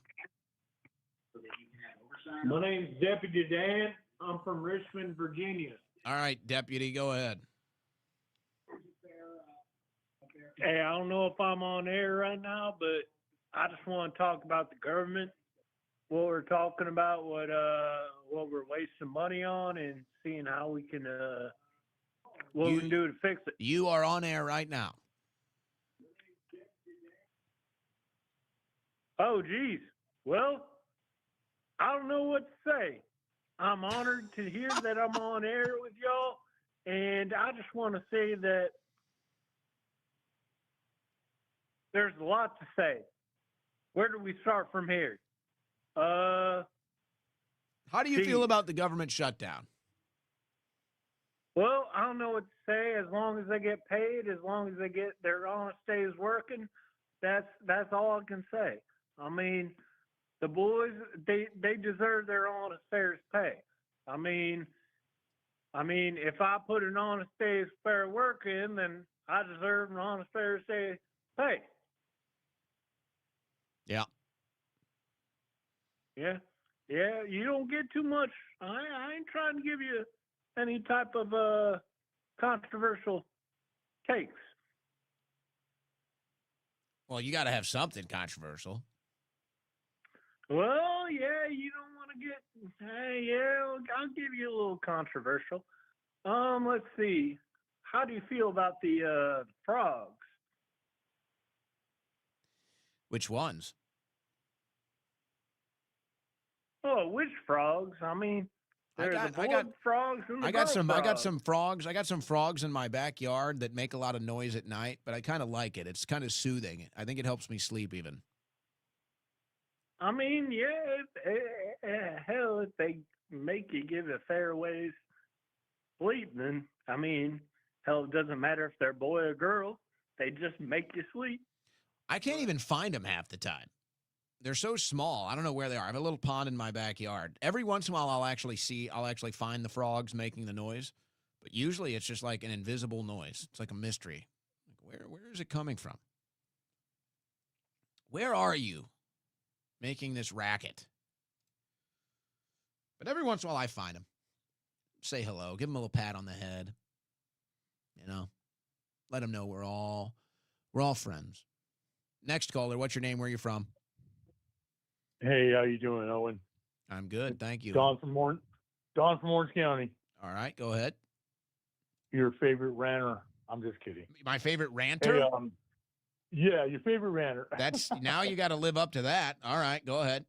Oh hell no, man! You're the one. Actually, you know what? You're the one that's trying to get. I've actually tried to tone that down a little bit because I kind of needed to after going back and listening to myself. I was just like, yeah, you need to cut that down just a little bit. Very wise. But, very wise. Yeah, I know. Not many people are into hearing myself talk as much as I was, so I had to cut that out. But yeah, hey, I wanted to tell you something. Something you said yesterday about people mentioning you being black pilled, like going that way. And you know what? It just made me just think about how massively easy they control us by compartmentalizing everything with your belief and what you do in life, and it's just all compartmentalized. It's easy to you're no longer red pilled, but now that you're like your eyes are open even to more bullshit and the truth, they got to call you black pilled. It's like they got to put you somewhere in a category, and it's just so crazy how everything is out in the open and how we see it nowadays. You're like I said, I'm going to be 60. You're a lot younger than me, and the fact that you're seeing it now, and it took me all this time to see it, it's pretty crazy, man. Because I guess I dealt with more indoctrination as I grew up in society, you know, the billboards and just how I never really knew how all that was subliminal and just made it in its way into my brain, you know. But now it's like a pineal gland is just like it's opened a little bit on so many things. And where do we go from here, man? You know, I love hearing your take on a lot of things, and just where do you think we go from here? There are people now that get involved in the political discussion much younger than I do, or I did. So that could be a factor of change. You know, the sad I think the best answer to your question, and this is maybe the best answer anytime something is proposed like this, the only solution is going to be found in time. That's it. You know, and the way the American political system works, that's what it is. It's 2-year segments, it's 4-year segments, it's 6-year segments. And so we're here. We're here for at least till the midterms, and we're probably here where we're at until at least the next presidential election. I don't think too much is going to change. So you're kind of just stuck with that, and then you know, you get another chance to see what you can change, if anything, in the next round of elections. But I think the political culture is changing rapidly, and I think that the difference politically, the understanding, the interpretation, the attitude of older generations versus younger generations, I think that chasm is wider than it's ever been. So I think the real big change just comes with time. I think it just comes with time. And I think that the kids now, they're going to be voting in, let's say, 2028. I think their interpretation of the American political system and its application and its effects, I think it's a lot different than, let's say, the people that won't be voting in 2028, to put it kindly. So I think it's just with time. Now, I don't know. It could be good. It could be for better or for worse, but I think that's it. It's just the changes are only going to come in time. Do you think do you think we can vote our way out of this? I don't see it possible, because I don't. The answer to that is no. Okay, the simple answer to that is no. We can't vote our way out of this. But I kind of think that's kind of like a lazy out. I think it's kind of a lazy out to say that we can't vote our way out of this, because obviously you can't vote your way out of this. I can't vote my way out of being a fat ass. Okay, I got to go get on a treadmill. I got to have a diet. Like I got to put in the work. So you can't vote your way out of anything. You have to put in the work. But at the end of the day, elections have consequences. And so you have to vote. You have to vote to hopefully bring in institutional change. And that's, again, this is the frustration. And this is why I think it all comes in time. This is why the left and the right are both disenfranchised. The left votes for what they believe is going to be institutional change. They don't get it. The right votes for what they think is going to be institutional change. They don't get it. So now that just causes the extremism and the divide to widen, but it leads to the disenfranchisement, and eventually somebody's going to get that change candidate. I don't know. You might argue the only change candidate we've really ever gotten is Barack Obama, and all those changes were obviously bad. We were hoping to get a change agent in President Trump. We'll see what the final results of that are. But we haven't really had one. We have not seen a true change agent get into the White House and actually go through with radical changes to make the country a better place. We have not seen it. And you could even argue, I don't even know if we've seen it on the entire planet. And that gets into the whole political corruption on the global scale. You could probably say the only true change candidate that this world has seen in the modern history sense is Nayib Bukele in El Salvador. I think that's the only true agent of change candidate that we've actually seen be successful and get in and run the institutional change and then improve the country dramatically. You know, you might look at a Trump and say, minor improvement. You might look at a Bolsonaro, minor improvement, but you saw what they did to him. You might look at a Milei, minor improvement. Maybe some of these other, it's like we have maybe some minor improvements here or there, but they get removed and all that gets reversed in the next election cycle. I would say the only true change agent that I can point to and say, wow, that is a man or a woman, but in this case, that is a man that got elected, actually instituted massive change to his country and made it an entirely different place. An entirely different country. El Salvador is an entirely different country after Bukele. And I don't think there's another president that can make that claim, not even President Trump. I don't think Trump can make that claim. I think Bukele is the only one that can make that claim. So it is possible. You know, that's the good news. It is possible. Now, you could argue El Salvador is a much smaller country. It's easier to do that in. I think that's a fair retort. But it's been proven. It is possible. It can be done. Or who knows? Maybe 1776 worldwide. I don't know. All right, next caller. What's your name? Where are you from? Hey, it's Josh. I'm from Arcadia, Indiana, buddy. All right, Josh, go ahead. Hey, this is fantastic that you're doing your own show, brother. This is great. I could tell when you were on InfoWars, you were starting to come around and see what everybody else is seeing, and it is amazing. Well, I appreciate your kind words. Glad that you found the show and you're enjoying it. I think the previous caller forgot that this ain't War Room anymore when he wanted to talk to the frog. Yeah, that was a little. Yeah, that was a different. I think he kind of forgot, buddy. I'm gonna let your comment stand. I think you said it perfectly. I mean, he was talking to Cuck the Destroyer, but he was on the wrong show, I believe. But keep up the good work, brother. Keep up the good work. Thank you. I appreciate that. And you look like you got a side gig for the Bee Gees with that hair. I'm kind of interested to see where it goes with this. It only goes one direction as far as I can tell. Can't wait. But I'm glad you're on the right side of everything, brother. Luckily, my hair is still growing for now, so I feel like you gotta grow it while you got it. Yeah, it's fantastic, brother. That is fantastic.